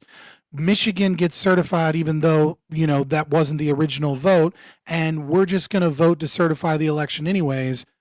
Bye-bye. And they said, fuck you and fuck that. It's very similar to the Justin Pearson situation, where they feel that their rights are being violated, their ability to vote in free and fair elections are being violated. So they get together in a conspiracy to take over government buildings and stop hearings and demand justice and demand that people listen to their concerns and that proper adjudication of governance, whatever exists, so that people can have free and fair elections. They are 1-to-1, but in one case they're heroes, and in the other case they deserve a quarter of a century in jail. So we've already litigated this several times. I don't know why we're going back to this again. The problem is Pearson did not use force to break into the buildings there. Also, this was a Tennessee government thing, not a federal government thing. Going back to that again, Enrique Tarrio was one of the major conspirators regarding the J6 stuff. And once again, the specific lettering by which Enrique was convicted of was or by force to prevent, hinder, or delay the execution of any law of the United States. That was the specific. This is what he was convicted on. You asked me to give the distinctions between the two several times. I've done it now. I've given more distinctions. I've given you more distinctions now, and now you're like, "Oh, do you have an argument for that?" Yeah. The argument is here's the evidence right there. Granted, it's not formalized, but you're not presenting these are the big claims. distinctions, and these are the big distinctions between the two. That was what I was asked to provide. Now you're asking me to provide an argument for them. So I guess I could make you a fucking syllogism. I think it's a distinction without a difference that one is a federal building and one is a state building. When we're talking about that's not the only differences. Yeah, I'm going through one at a time, right? Go for it. So I think it's a meaningless distinction to say that one is a federal. We can hear you typing, brother Lucas, but I know you're on your phone. Poor Lucas. I know, bro. I know. Oh no. That's second time. No. Let's actually. That's like the 50th time the poor guy. Fabian, I know you were gonna tie something in, but since we're having the issues, as soon as Lucas comes back up, I want to go into closing statements. He might actually be giving up at this point. Yeah, let's go ahead and move into closing statements, and then we'll move into open panel Q&A. And we can, of course, still continue this conversation further if you guys are staying for gauntlet mode as well. Bones, if you wouldn't mind kicking off with your closing statements, please. So throughout this entire argument has been, all right, like what is actually like seditious conspiracy related to, Enrique Tarrio's case, or anyone else who got charged with that. And what we found is that the best argument on the right is, well, what about this completely unrelated case that if you force to believe in the Justin Pearson case is pretty analogous to what Enrique Tarrio did, then that maybe it would also be considered seditious conspiracy in that if we imagine like all these other scenarios where it's also now under a conservative judge, that I would also consider lawfare. Obviously, it would be considered lawfare if you do that, but the problem is Justin Pearson's case is completely different from Enrique Tarrio's. The other thing, if this wasn't planned, then with respect to the Oath Keepers, then why is there this cache of weapons situated outside of DC specifically to avoid weapons charges within DC?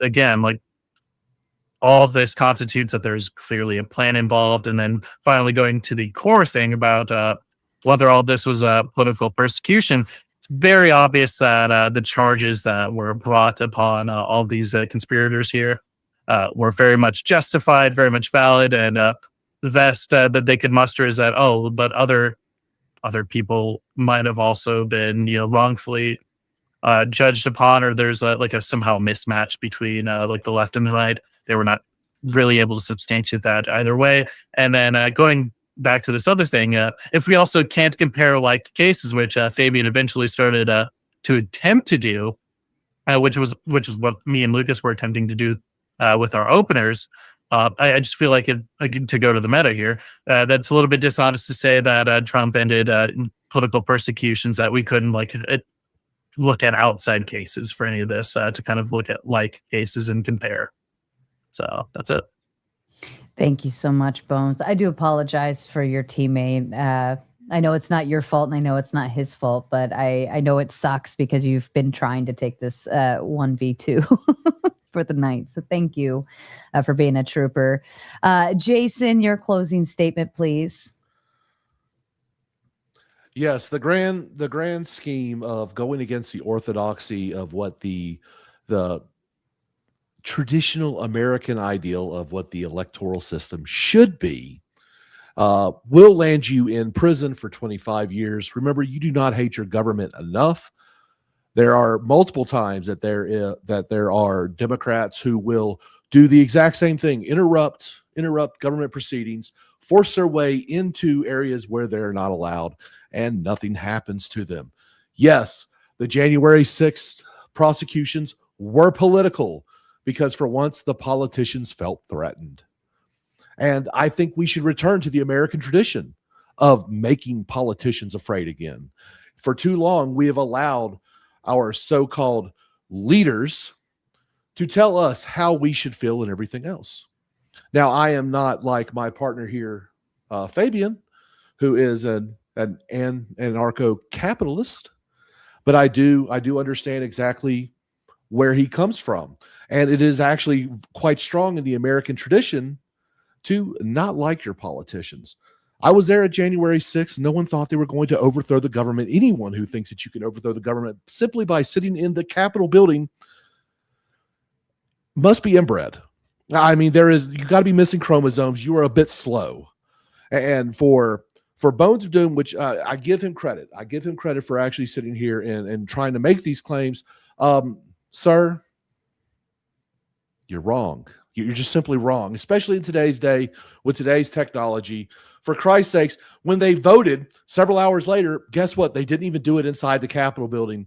They did it remote, just like what they did throughout all of 2020 as they governed from a webcam, as we sit here and discuss things from a webcam in multiple different time zones and everything else.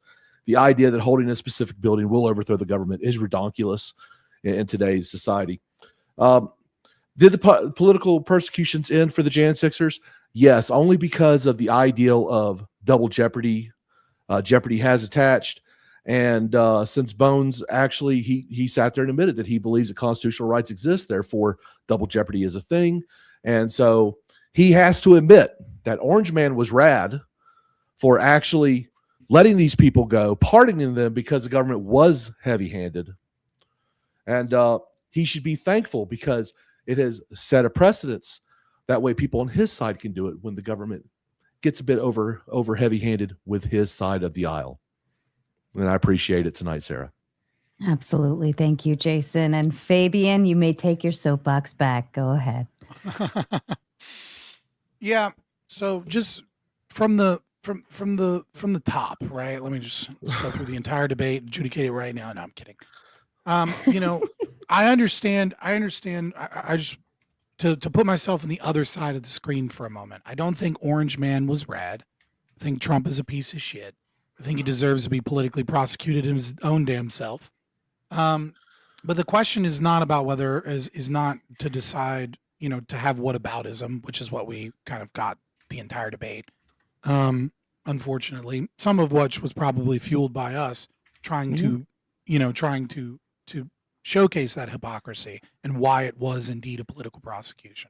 But much of it was, just kind of parroting the state's charges, which is, not really helpful at all.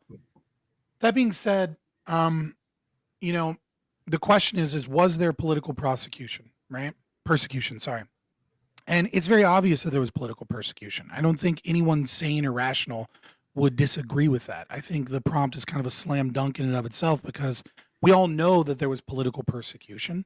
And, according to Bones of Doom, what the court finds is God, right? So it doesn't matter that Jen Lowe was at family prayer meetings. It doesn't matter that, that there were several informants that were involved with communications with the defense team. None of that matters because the judge said, nuh-uh. But, judges did find and DOJ did find there was over 23,000 warrantless queries of individuals at January 6th without the proper authorization. So I guess, you know, I have to give up those other rights violations and just say that the you know, what the judge says is right. And in those instances, that's a violation of their rights. So, I mean, like I kind of already win by his own metric there. That being said, Bones of Doom, I applaud you for essentially doing a 2v1 tonight because of tech issues and things of that nature. You know, I think it is important to recognize, if you take anything away from this, is that the state holds all of this power. And you have to be very, very, very careful when Americans are challenging the state's power and how the state responds to that challenge.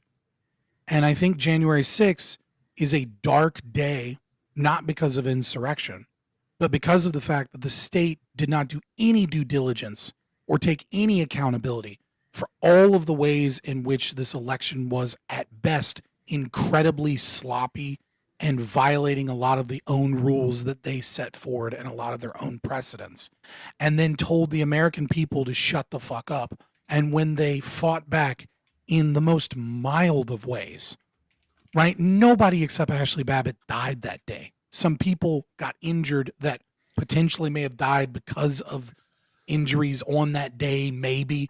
But literally, this is more peaceful than almost all of the mostly peaceful Black Lives Matter protests that occurred leading up to it. And on something that is incredibly important.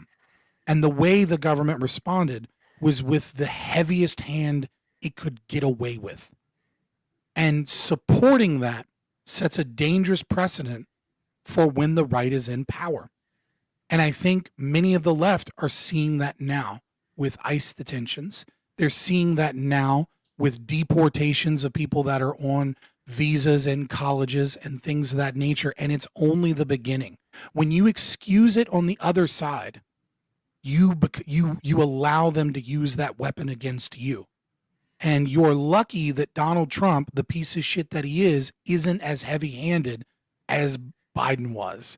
And you may not be so lucky in the future when another conservative, Republican, or fascist is in power. So even if you hate January 6th, I implore every leftist to rethink it and think about what it means when the state has the power to stop those forms of protest. All right. Thank you so much, Fabian. I appreciate it. And also, Lucas said, my closing statement is I'm handsome and correct, and these chuds are wrong. We appreciate you, Lucas. I know tech issues are, they really can be a killjoy sometimes, but we'll get you situated for the next round.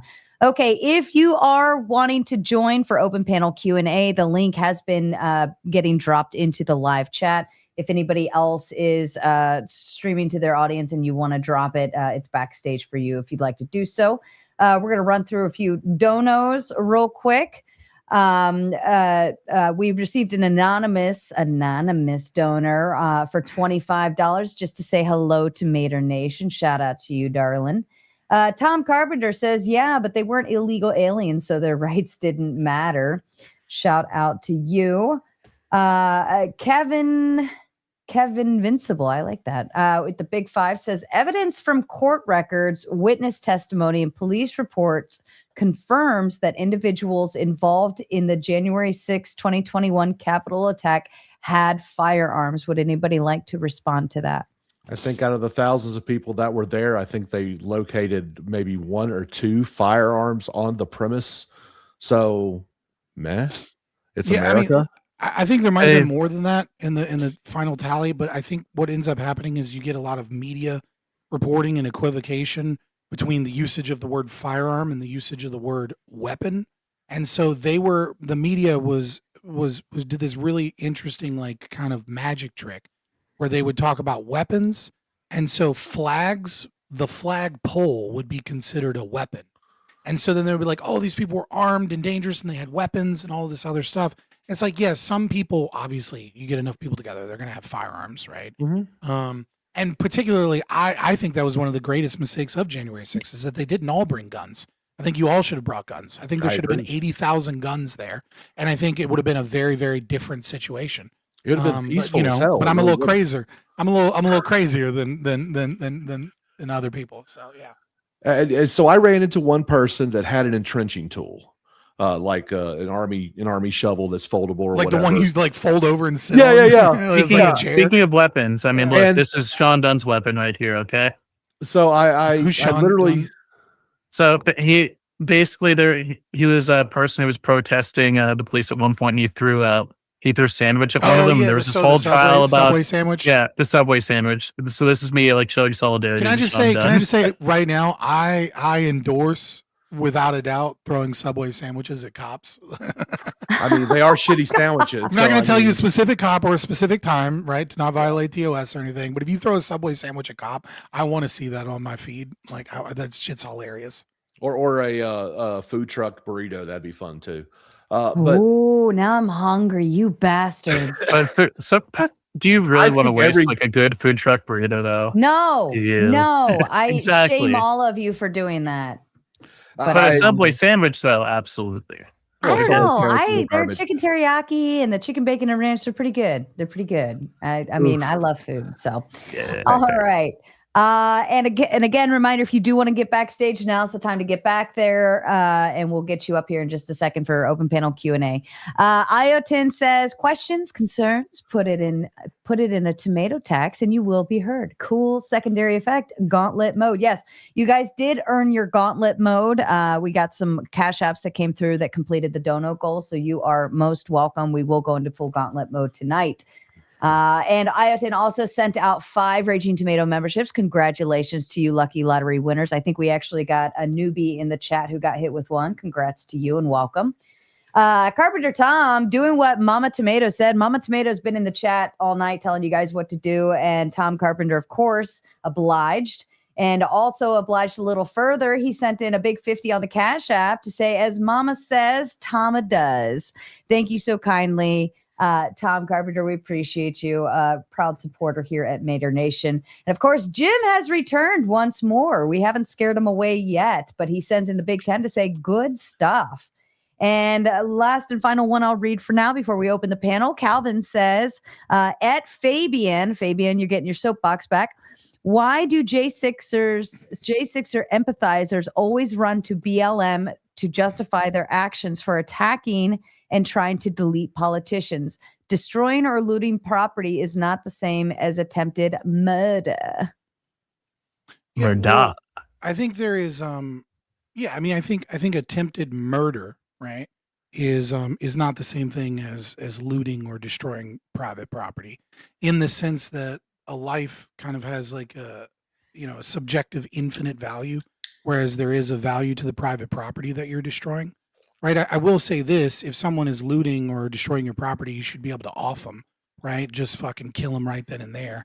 And you should be able to piss on their corpse and laugh about it and film it and put it all over social media. That being said, if they do escape and they apologize, then, then we can adjudicate how much money they owe for the destruction of property that they did. In terms of murdering a politician, there's a relatively few politicians that you could actually murder and it wouldn't just be a justified killing. And I think Thomas Massey might be one. I'd have to go deeper into like Ron Paul's to see if he is one. But any politician that has advocated and voted for taxation, that has voted for, increasing money being spent, any politician that has advocated for any war that has ever existed, et cetera, right? Any of these human rights violations, then you can't really murder them, right? You're just getting back restitution for the crimes that they've committed. That being said, if they recant their crimes, they apologize for the theft that they voted for and supported, right? Then maybe we can determine, what punishment is justifiable. But yeah, like you can't murder a politician that is stealing from you, stealing millions and billions from you so that they can go bomb brown kids somewhere. Like that's not really murder. That's just justice. Oh my God. Fair enough. All right. There's like, I can damn. I love Fabian. Scott, you're amazing. Fabian, if there's anything I've learned from you from I've been in the Twitch poll scene for a little bit. So like I've kind of been around on all Twitch pull streams listening in, but if there's anything, you are pretty steadfast on your political opinions. And also no fucks given. All right, gentlemen, you ready Well, to there's meet your some panel? fun. I don't violate TOS. You know what I mean? No, I don't know. That is true. Not doing I follow that. the rules. That's Yeah, careful to follow the Go respectful, right up sir. to the line. That's all you got to do. Look, as long as it doesn't I may be violate 10 times Brandenburg, crazier than Ohio, you're Jason, good. but I've never been banned on Twitch, all right? Or on I'm not YouTube. banned on Twitch. You were for a period of time, as was mentioned Ooh, earlier. yeah, that is Are that we is ready true. to meet That our is true, panel, buddy. gentlemen? They're all waiting patiently backstage to talk to you. Let's go.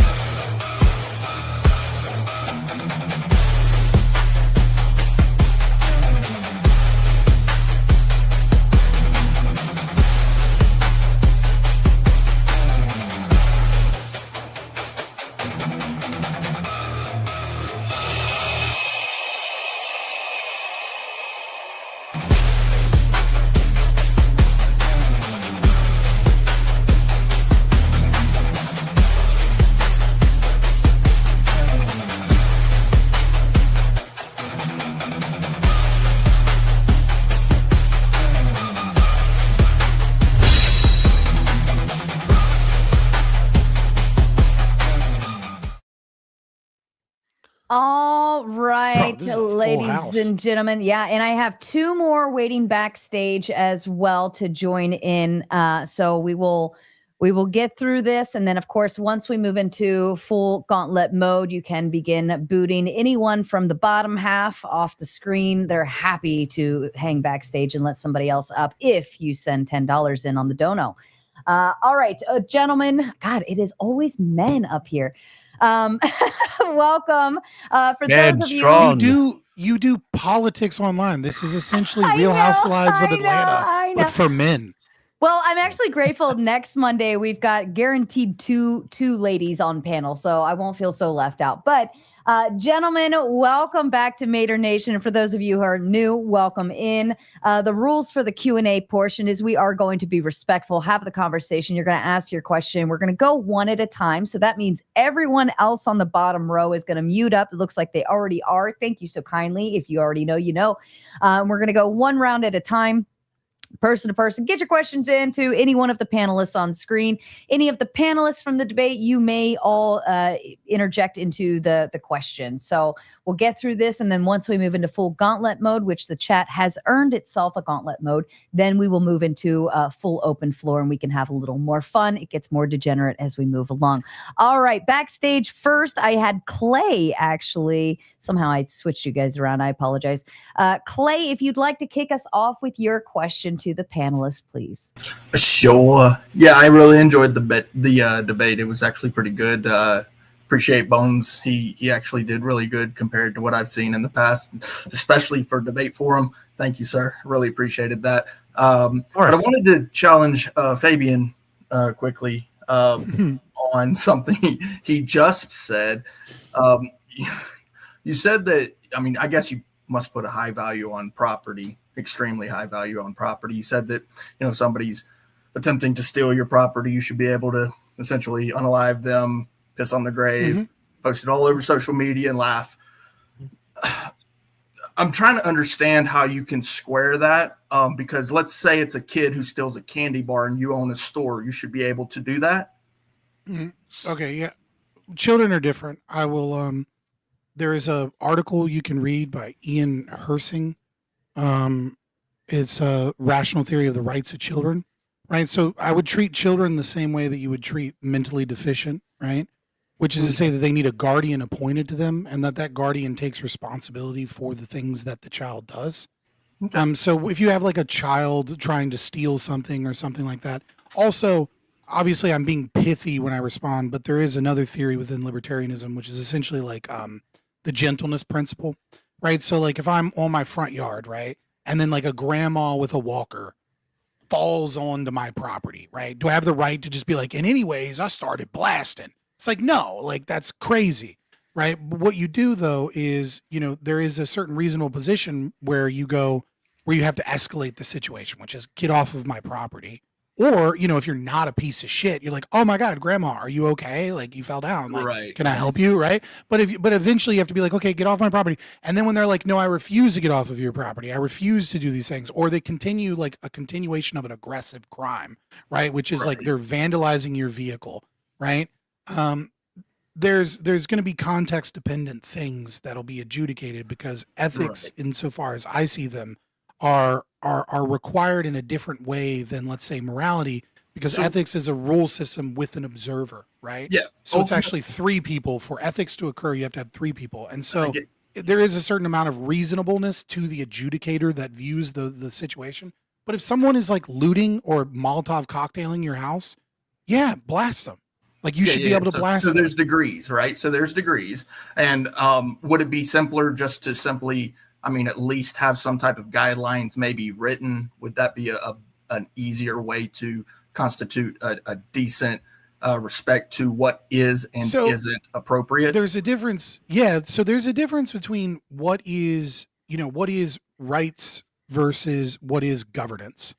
And many people misconfuse, anarchism because there's so many retarded ass anarchists that haven't done their homework, right? And so governance is a necessary element to an ordered society that has a large amount of people, right? And so, if you're living in a community, then there's going to be a set of shared principles that you hopefully voluntarily associate with.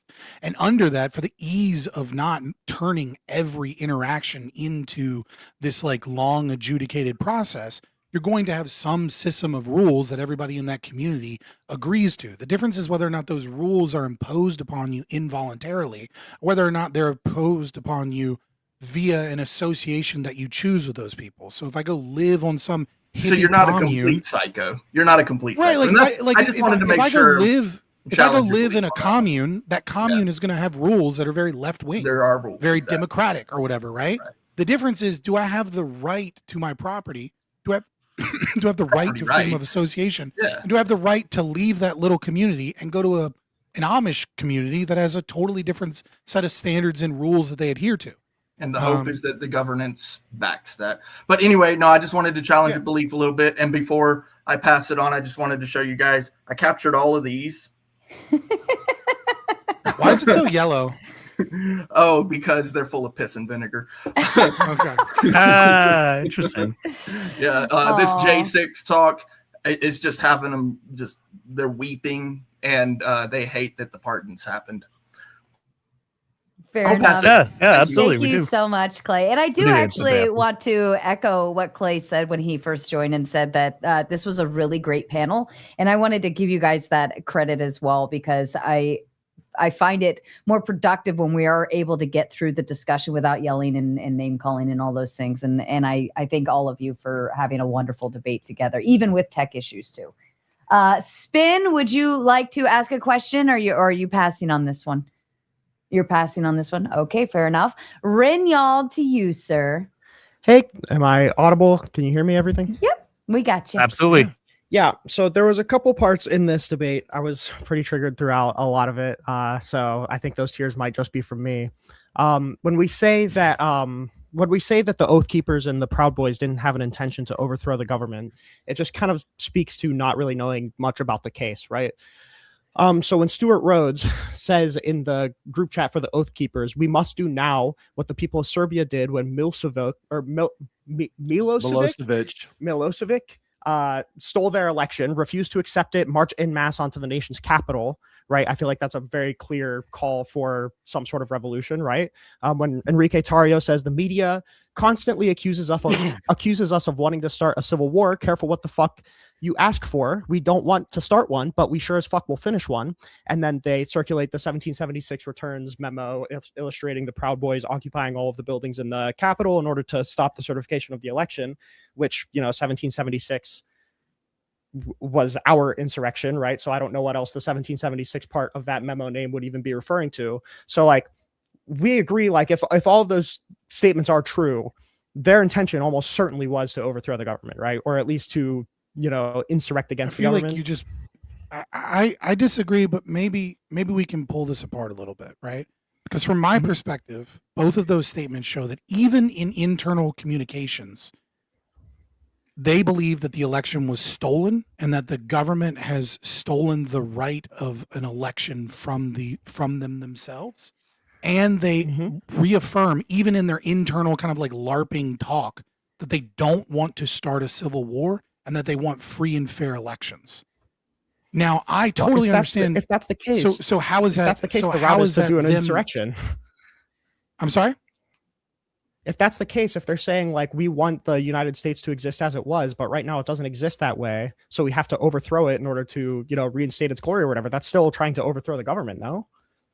I disagree, because at no point did you say we need to overthrow the government and coup it and put our own people in charge. What they said was displaced to get Trump in anger charge, right? at their belief is that Trump, right? Like, I'm not saying they're right or wrong, but when you say they want to, maybe you mean overthrow the government in a practical or literal sense, right?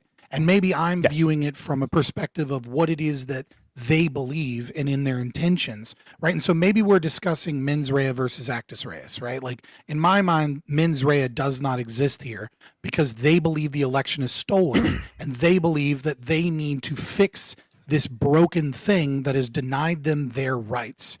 And you're Well, if that's the focusing very case, much on then the the route actus is to- reus, the guilty crime. Yeah, if that's the case, then like we can talk about the mens rea, because I could talk about the merits on which they wanted to steal back the election. But even if that's the case, the argument is that they were trying to steal or like overturn the government. They were trying to unsit the current haven't acting, presented any or, evidence the of to that. be certified. Well, how not?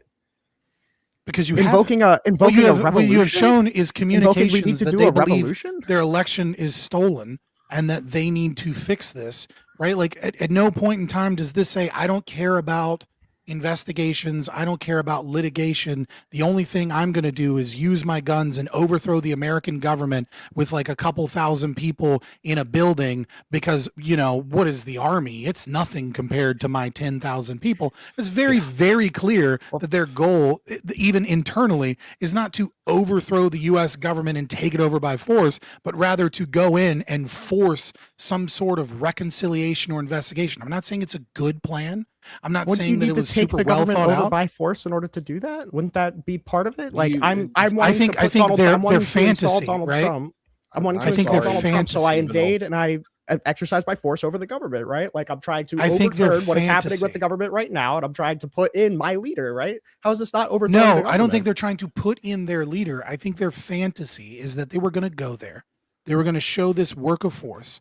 And then when they showed this force, it was going to change the hearts and minds of the vice president to be like, maybe we don't certify this right now until an appropriate investigation goes through.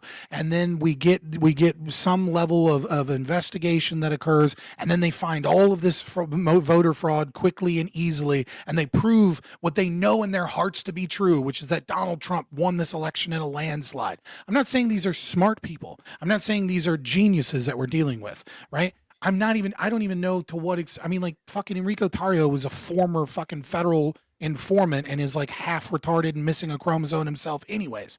But I think in order to have this idea that the entire, especially once we broaden this out from these few people that were charged into the greater kind of conservative movement or MAGA movement or these people, I think they're operating from a belief that their election was stolen and a belief that the state railroaded their ability to be able to prove that, and that the state made it very easy for them to cover up their crimes. Now, whether or not you believe that is irrelevant to whether or not the entire system of U.S. governance under the Constitution is built upon a presumption that the people allow it to continue. Because if everyone wakes up tomorrow and says, I don't believe in the Constitution or the government's over. There is a social construct, and it requires a certain level of trust between the people and the institutions, and that these people were fighting back against what they perceived was an abandonment of that trust.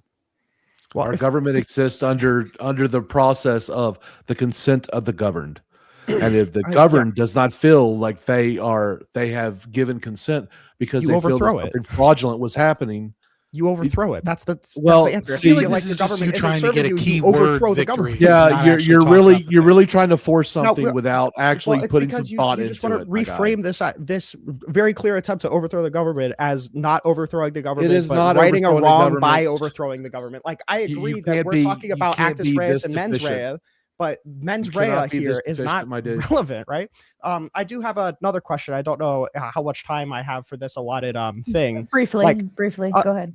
A lot of the claims of election fraud that you were bringing up, by the way, are laughable, and all of the people who were involved in propagating them literally admitted to lying. Like the pipes bursting thing, like literally all of that is caught on security camera. We have recordings of the State Farm Arena the entire day where they were counting the ballots. Nothing nefarious was found at all. Nothing at all. The overtime ballots is just because, like, believe it or not, when you constantly say mail-in voting is rigged, mail-in voting is rigged, mail-in voting is rigged, and it takes longer to count mail-in ballots, Republicans aren't going to vote by mail-in ballots. So naturally, all of the overtime ballots are going to come in favor of Democrats, right?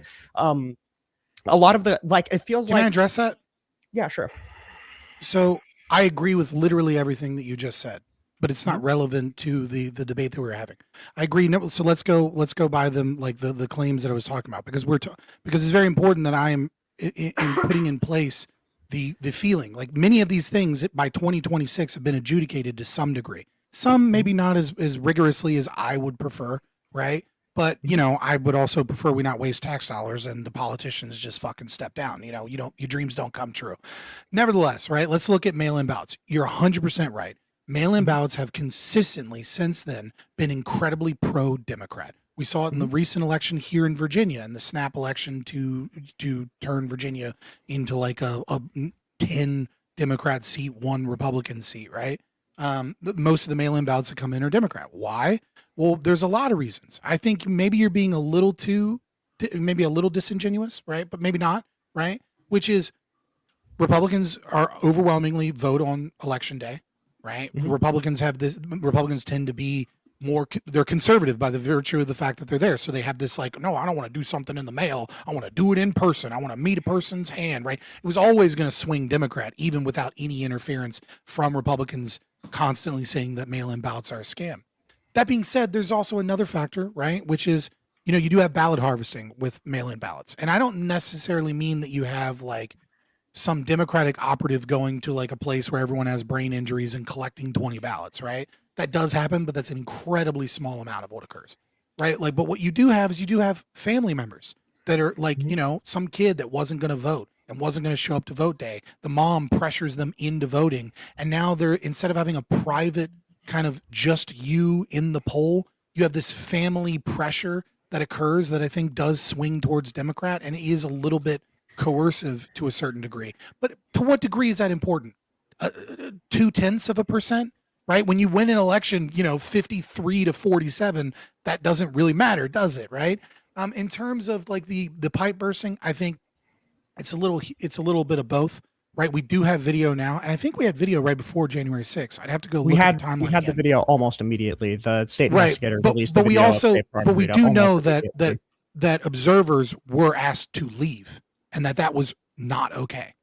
But we do have video, right? So we can kind of observe it, and we saw them pulling boxes from weird places. But it turns out that was just where they were throwing the boxes in between, or maybe it wasn't.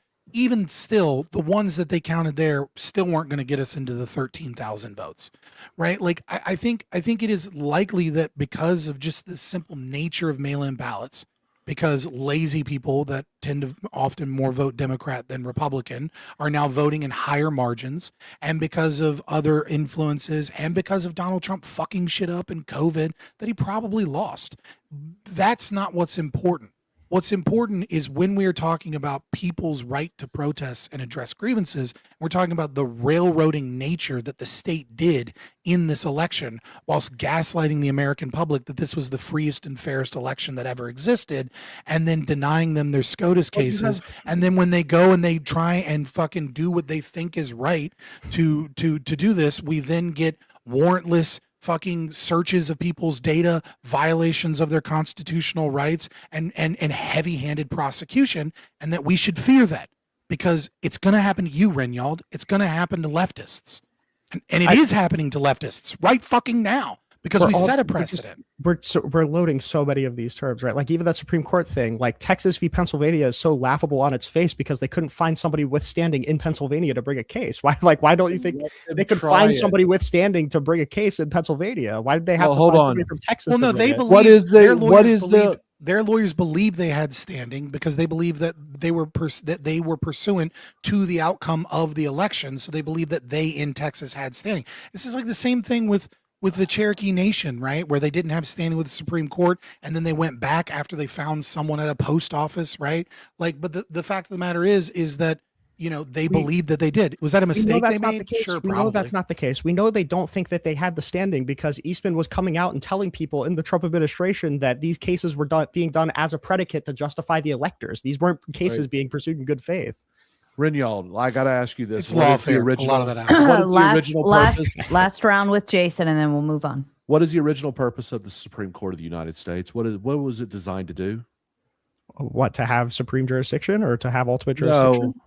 No. What was it designed to do? What is it stated in the Constitution that its primary job is to do? It has the judicial power. I don't know what. Okay, you need to read the Constitution. It's to resolve differences between states. They failed to do their job. They were fucking cowards. You don't have to agree. You don't have to agree. But look, your opinion doesn't count anyway because the first thing you said is, "I was triggered." Do you understand that Pennsylvania has the right to run their elections? Put a pin in it. Let's leave it there. We can always take this to the gauntlet to continue. Noah, that's in the welcome, Constitution too. Yeah, he's right. Rinyald a little bit, but Noah, welcome, my friend. My first question to you is, how did you find us, Noah? Oh, you're muted. Muted. Noah, you're muted on your end. Hardware muted, I believe. He's still on the talk of tech. Sorry. Your mic. It's your mic probably has a button. StreamYards isn't picking up your mic. It doesn't have the right mic input. Yeah, go to the cog. Shit indeed. Audio. You've got it muted somewhere, or you've given it permissions to TikTok, and it's like doesn't have permissions on here. China. Noah, do you have a button on your microphone? No, China doesn't own TikTok anymore. You're right. Okay, it's owned by Oracle, can CIA individual. Stop talking so that I can work with him on his. Yes, thank you. Okay. All right. Okay, it's going through my phone, so let's see if it works. I heard about this through Bones saying, or Rinyald saying it in our group chat when I said I was bored and I needed something to do. Fair enough. Fair enough. So, hell yeah. Thank you, Rinyald, awesome. for. Thank All you, right, Rinyald. Noah, thank you, Bones. to you. Thank you, Lucas. First thing, just something I noticed that was very interesting when Rinyald asked about overthrowing the government. It was very interesting that Fabian's answer was just a justification for overthrowing the government. So he doesn't believe in the state, so that makes sense. It's on brand for him. Overthrow the government. I'm for it. So let's let him ask his question. It was very obvious that J6 was an attempt to overthrow the government, but that's neither here nor there. The main question, it's going to be really fast because I know people like to talk for a long time. It's a one-word answer. It's going to be a yes or a no, just like Pisco does. This is to Jason and Fabian, did Biden win the 2020 election? First of all, you're not going to tell me how to answer, so I will answer as many words as I want to. Why? Because fuck you, that's why. Wow, look at you. So here's the deal. Did Biden win? He was certified. So it really doesn't matter. That's not what I asked. I asked, did he win? I know. Yes I know what you asked. So here's the deal. I don't have to answer it. No, see, I don't have to answer what you I wonder, want. can Fabian answer the Because question? I don't Does Fabian bend have the the knee. balls on him, which Jason doesn't have? Does Fabian have the balls? It's not a matter of balls. It's just a matter of do I have the integrity to answer honestly? Sure. And the honest answer is probably. I just don't know. Ah, god damn it. So close. You were so close to having the balls. You were so close. Obviously, he was certified. It's because he won. It was adjudicated that he won. Trump lost 64 times in court. I know you don't believe in courts, so it's a little hard to argue law against someone who doesn't believe in the law. But I believe in law. Once. I believe in law. I just believe in natural law, right? Yeah. Like not parroting the state's talking points, right? Constitutional law. He doesn't really believe in the Constitution. He's a stateless type There's person. No, I'm super pro-American. There's a great article that you can read by Lysander Spooner, who was a Civil War veteran. and called the Constitution of No Authority. Check it out. Okay, I think if you go against all the values that are American, you are both anti-American and un-American. What are the I don't go American against the values that are American. I consider the Constitution to be American values, and if you are anti-Constitution, How is the Constitution a value? That's not a value. That's not what values are. Constitution is a founding It's a document. It's not a value.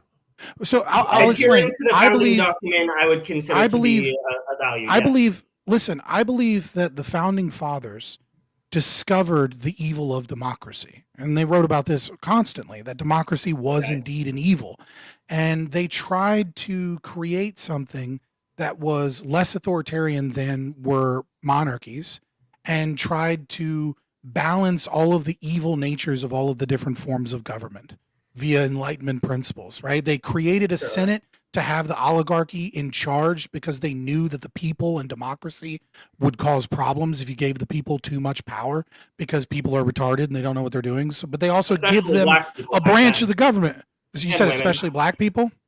Well, no, I was saying back then, when the framers of the Constitution were thinking of this, they also did not consider black people or women to really be good arbiters of ideas or opinions. But no, I mean, I think generally speaking, obviously black people are less intelligent than white Europeans, and I think women tend to be less grounded in reality than do men. We can do a race because of their realist debate nature. if you want.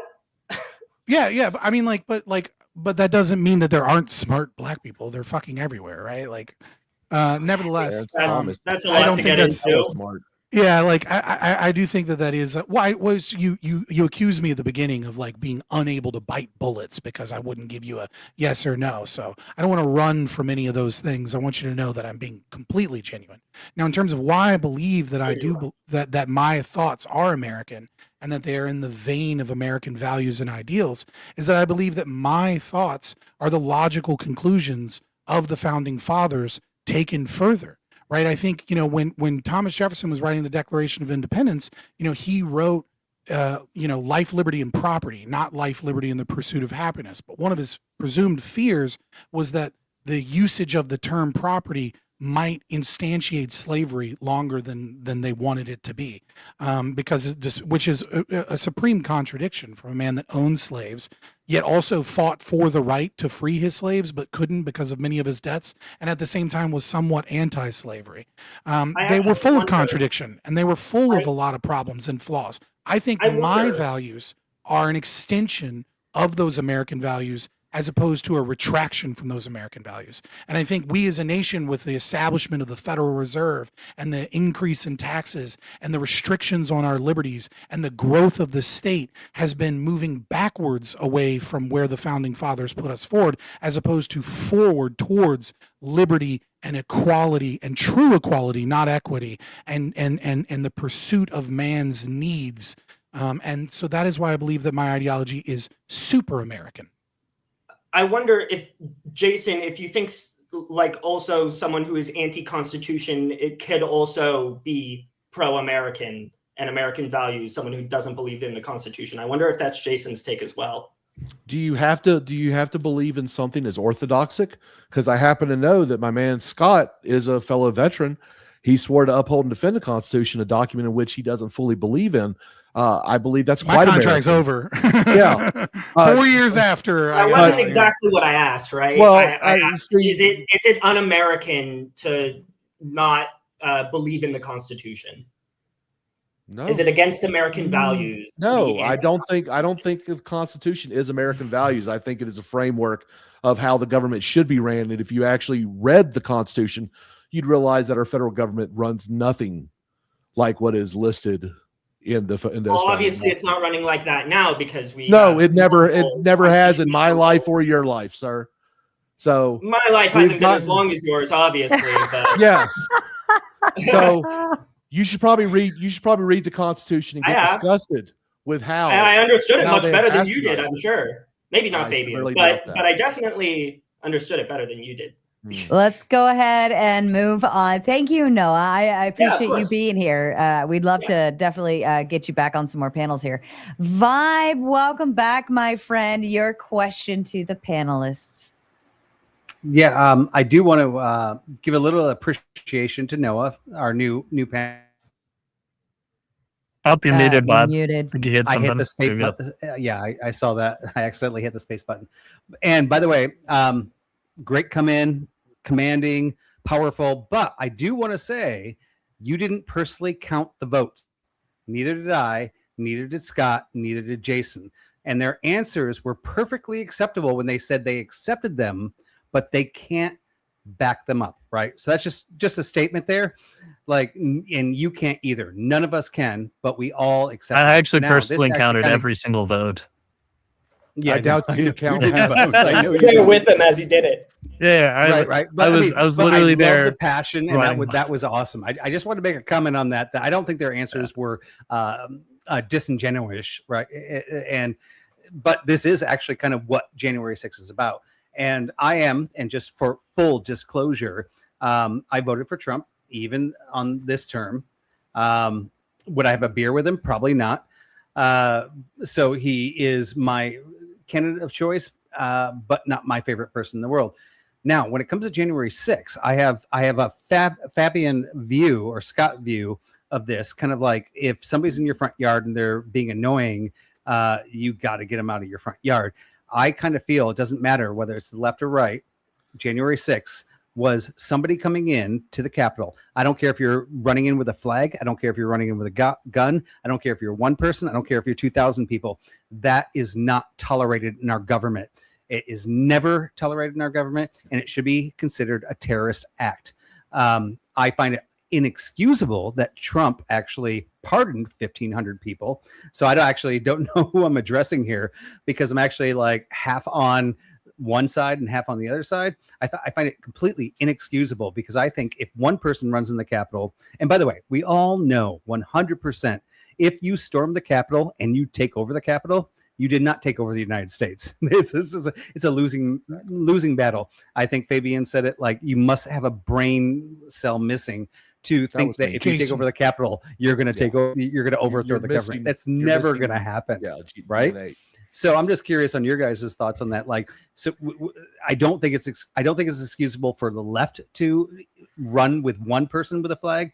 I don't think it's right for the right to run with one flag. I don't think any run at the Capitol because you don't agree. I think you can protest. I think you can put a flag up. I think you can say I don't like it, but I don't think there's ever anything acceptable on storming the Capitol 100%, regardless of what your views are or anything. That is our government, whether you agree with it or not. It's a terrorist act. I think everybody should have been prosecuted. I think they all should have gone to jail. I don't care if you're left or right.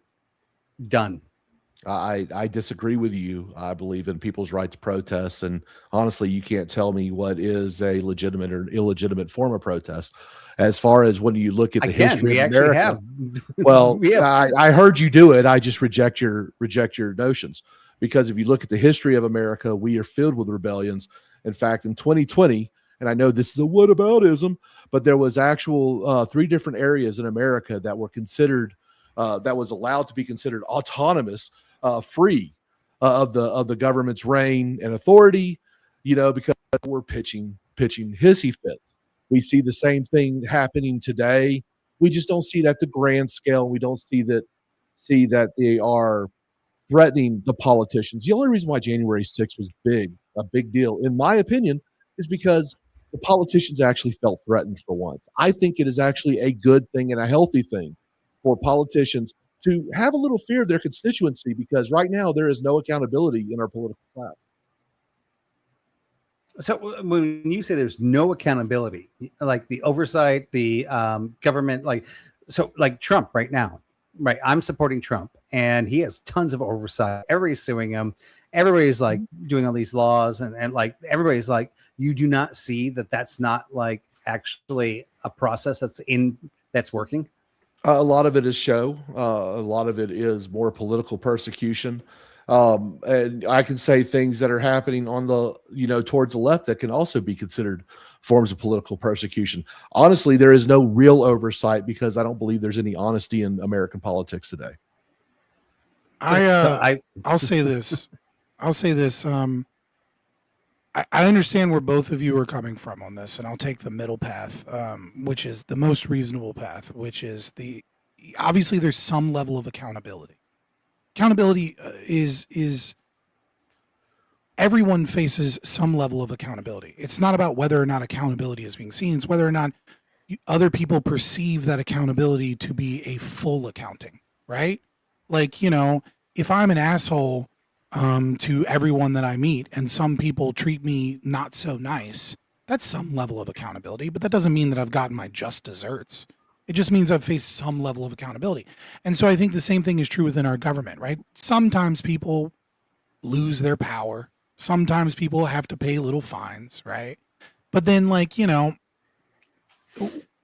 know that there's, somewhere between 100, or let's say 20. There's somewhere between 20 to a few thousand elite pedophiles that were raping children. And like, where's the accountability? You know what I mean? Like, I think it's kind of silly to be like, yes, of course we have accountability in our government, right? Like, and I don't think you mean it like that. I think maybe you would prefer to see more of it. But either way, like, there's not been a just accounting for all of the crimes that so many of these people have committed against either individuals or, obviously from a more anarchic. Well, let's talk about that, right? So against, here's the crime. war crimes Here's and the things like that. here's the crime. As I'm saying, if you storm our capital, we know that if you storm it and take it, we're not going to lose our government, right? There's not going to be a change. Where's That's the just crime? an idiot thought. But at the same time, I do think that's a terrorist act. Now, that Trump actually, and I can't believe this because I'm on the right. I can't believe I'm saying this. I'm going to sound leftist here. But now that Trump... No, you're just going to sound like a liberal, which you probably are. 1,500 people. Now, if a liberal wins, or if the next time the liberal Democrat did win. wins, if next time the Democrat or Republican wins, then all of a sudden we have now accounted that if the liberal wins, he can pardon all of them, right? So now we're just basically opening the door that everybody can storm the Capitol every time they disagree. Now, I do agree. Jason said this. We should have the right to protest. We should have the right to do all these things. I agree 100% all over the fucking nation. Just don't touch our fucking Capitol. That is a freaking terrorist act. And that's my That's your opinion. sacred cow. Okay, so understand that. I got two things to this. Two problems that I see with this. One is the very nerdy one, right? The nerdy one is I don't see any destruction of public property or any attack against public property as a crime because public property in and of itself is a violation of human rights. The existence of the Capitol is a violation of human rights because it's a violation of private property. Because private property means that there is only one just user or owner of property. And when you democratize property, what you are saying is that there are multiple owners. You keep calling it our building, right? But that's a contradiction because you don't have exclusive control. So it's not really your building. It's a building that is imposed upon you where taxes are imposed upon you. Theft of your actual property is imposed upon you to pay for something that you don't actually control. Rather, you have a semblance of control based upon an election, which, mind you, the entire January 6th thing is a questioning the legitimacy of even those elections in and of itself. But even still, if 51% choose for the property to be used one way and 49% choose for the property to be used the other way, then what you have is you have tyranny of the majority. You have 49% of people being told it's your property, but you don't get to do what you want to do with it. Oh, and also we're going to steal your money so that we can do with the property what we want because you're the 49% loser. It's a contradiction in terms. You cannot do anything wrong to public property. You can only do something wrong to private property and to people's, right? Those are things that are owned. And let's go ahead. Oh, sorry, Fabian. I thought you were done. My apologies. Yeah, I'm Go sorry. ahead. I'm talking about you. Go ahead. but- We'll wrap up with you and then we'll move to Ben. No, I'll just leave it at the nerdy answer. That's fine. All right. And Mr. Balderson, last but certainly never least, would you like to ask your question, sir? Yeah. Well, I mean, the most disturbing thing through the whole debate was Sarah defending Subway and then actually referring to it as food. So I don't know what to say about that part. Yeah. I wanted to push back really hard, but it wasn't the topic of the panel. So Don't get I thought in more front of me diversions and- would be True. worse. Don't get in the Subway way. is so bad. Subway It's is not so bad that when food, they went to Sarah. Ireland, the Irish government required them because of the way that their bread is made to classify it as cake because of the Because sugar it was too content in their sweet. bread. Yeah. Really? Yep. It's not even legally bread in Ireland because of how shit it is. Not to mention the glyphosates and folic acid and all the other bullshit that they're adding to this so-called food. I hate you so much, Ben. All of that, If- and that's what you if got there's- from it. If there's anything we can unite the panel on, it's that Subway objectively sucks. Fuck you. Subway is the best. I Okay. condemn, by the way. Me Nah. and Spin City, the smartest person on this panel, agree that Subway's good. Yeah, Nah. you're in with Spin on this one. That's bad company. Yeah, But the best company. If these gentlemen that folks that were went to the Capitol to make their disagreements known, which any reasonable person actually would see why they had a problem. The statistical anomaly in that election was insane. Like in Vegas, they would have taken you into a back room and busted your hands for that shit. Again, so assuming they believed that, and that they were going to try and stop the what they would have called the cheat, would you not assume stop the steal? Would you not assume then, though, when the steal went through, that anytime somebody's tried to throw, whether you would consider it a coup or something fighting against the government, that they're absolutely not going to see the light of day? And again, they're just lucky that somehow one of the only times in the world the guy that was in power went out of power and came back into power. That does not happen often, and they just got fucking lucky, or else they weren't going to see the light of day again. Would you not assume that they should have expected that? I expected what exactly? Look, to be thrown in prison forever. No, they well, none absolutely of should. them. Well, none of them went into prison forever. Right. Well, it's because also they not got something that would lucky be and Trump expected. came back into power. I explained No, that. no. The largest sentence that was brought out in that entire thing was against Enrique Tarrio, and that's because he was one of the main conspirators with the Proud Boys, and that was Yeah. 22 years.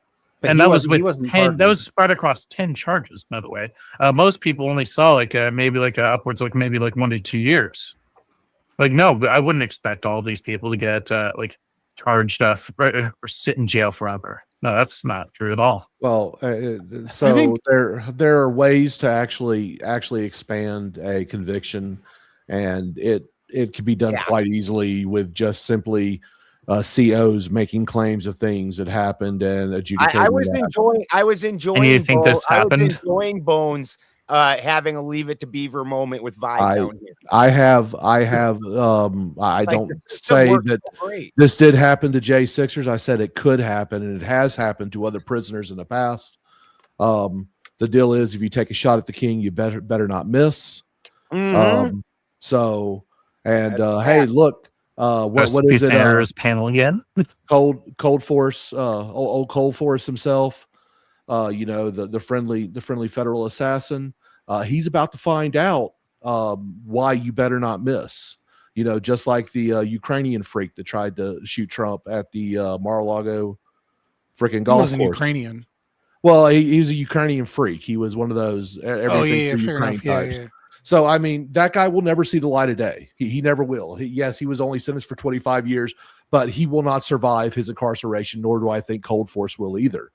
If you're going to take a shot at the king, you bet not miss. I disagree.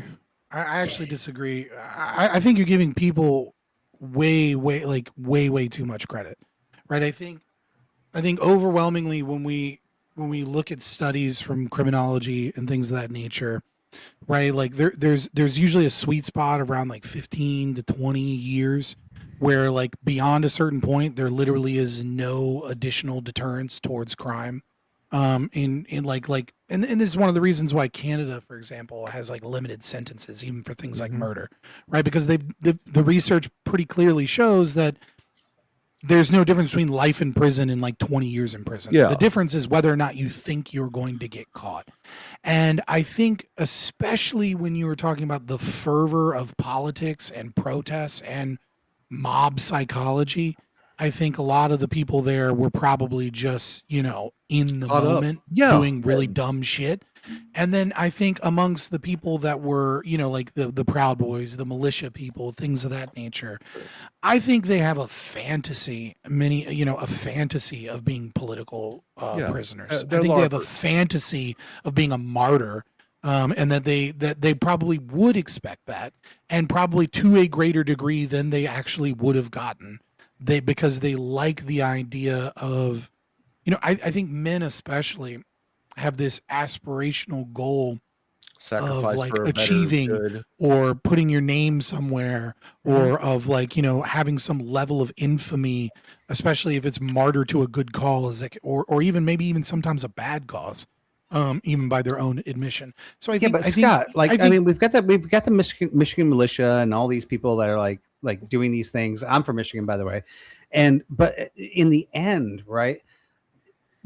Do you think storming the Capitol is a valid protest versus actually, like, I agree with First Amendment my opinion, rights. there's I no agree reason with to certain do this. things, but do you Actually- think like that type of thing is actually? I think killing a Donald valid Trump is a protest? valid form of protest. Before we move along, because that was Ben's question. So Ben, were you kind of done with the back and forth there?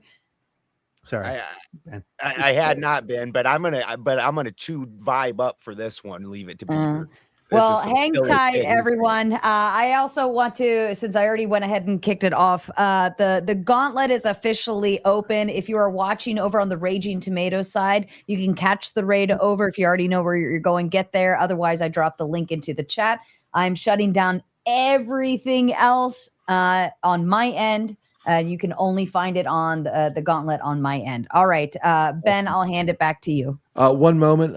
Since we're going over the gauntlet, I have got to go. Thank you so much for hosting me. Thanks, Bones. Thanks, Scott. Thank Benjamin. And of course, thanks, Sarah. Appreciate all the people that came on tonight. I am Jason. And if y'all need to get in touch with me, people know how to do that. I'll talk to y'all later. Take care. God bless. Thank you so Take much, care. Jason. We appreciate you. Have a wonderful night. Good to meet you, Jason. All right. I think that Fabian's a little nutty. Historically, people that take that shot at the king, they don't survive that. That's I didn't say they do. Well, then I'm not sure what that. I didn't say one ought do it. I never said you should try and kill the president.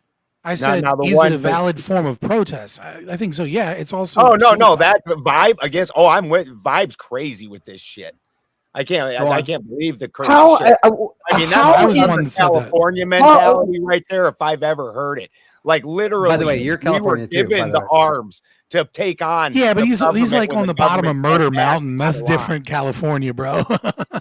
Yeah. Okay. Yeah, so I'm first from off, Northern California. We are I entirely. know you're Northern different. California, Benjamin, right? Like, I came from Michigan, and I actually love the Michigan militia, and I love the idea of state militias, because the original intent behind holding arms was that if we were unsatisfied with our government, the states could rise up against the government. Right? That was the original intent. Am I incorrect? No, that's why we're. No, allowed- and I we're love supposed to that. also I have love people that, and come I'm for with them. you on that. However, if we look at all the state militias that still exist in today's society, could any state militia ever overthrow the government? 100%. In reality today, Yeah, for sure. Obviously. you think a state Especially militia? if enough of them banded together. The U.S. military isn't very big, bro. It's only about 2.2 It's not million. that big, but so I mean, I've seen this too, and I've worked this through in my mind. Potentially, especially with Trump, like Trump could actually, like when everybody's like no kings, could potentially, because he's got the middle America thing, where it's like, hey, we don't like what things are going. I want to do this. He could actually turn the military against itself and actually start everything right. Like we can do this, but I don't think an individual state militia Maybe if we brought Texas and all those guys together, I don't think any state militia can overcome the firepower. And by the way, I wish we could. So I am actually on your guys' side. I wish we could have F-14s and nuclear weapons and have all the same armament. Do you of think the that the federal government could nuke its own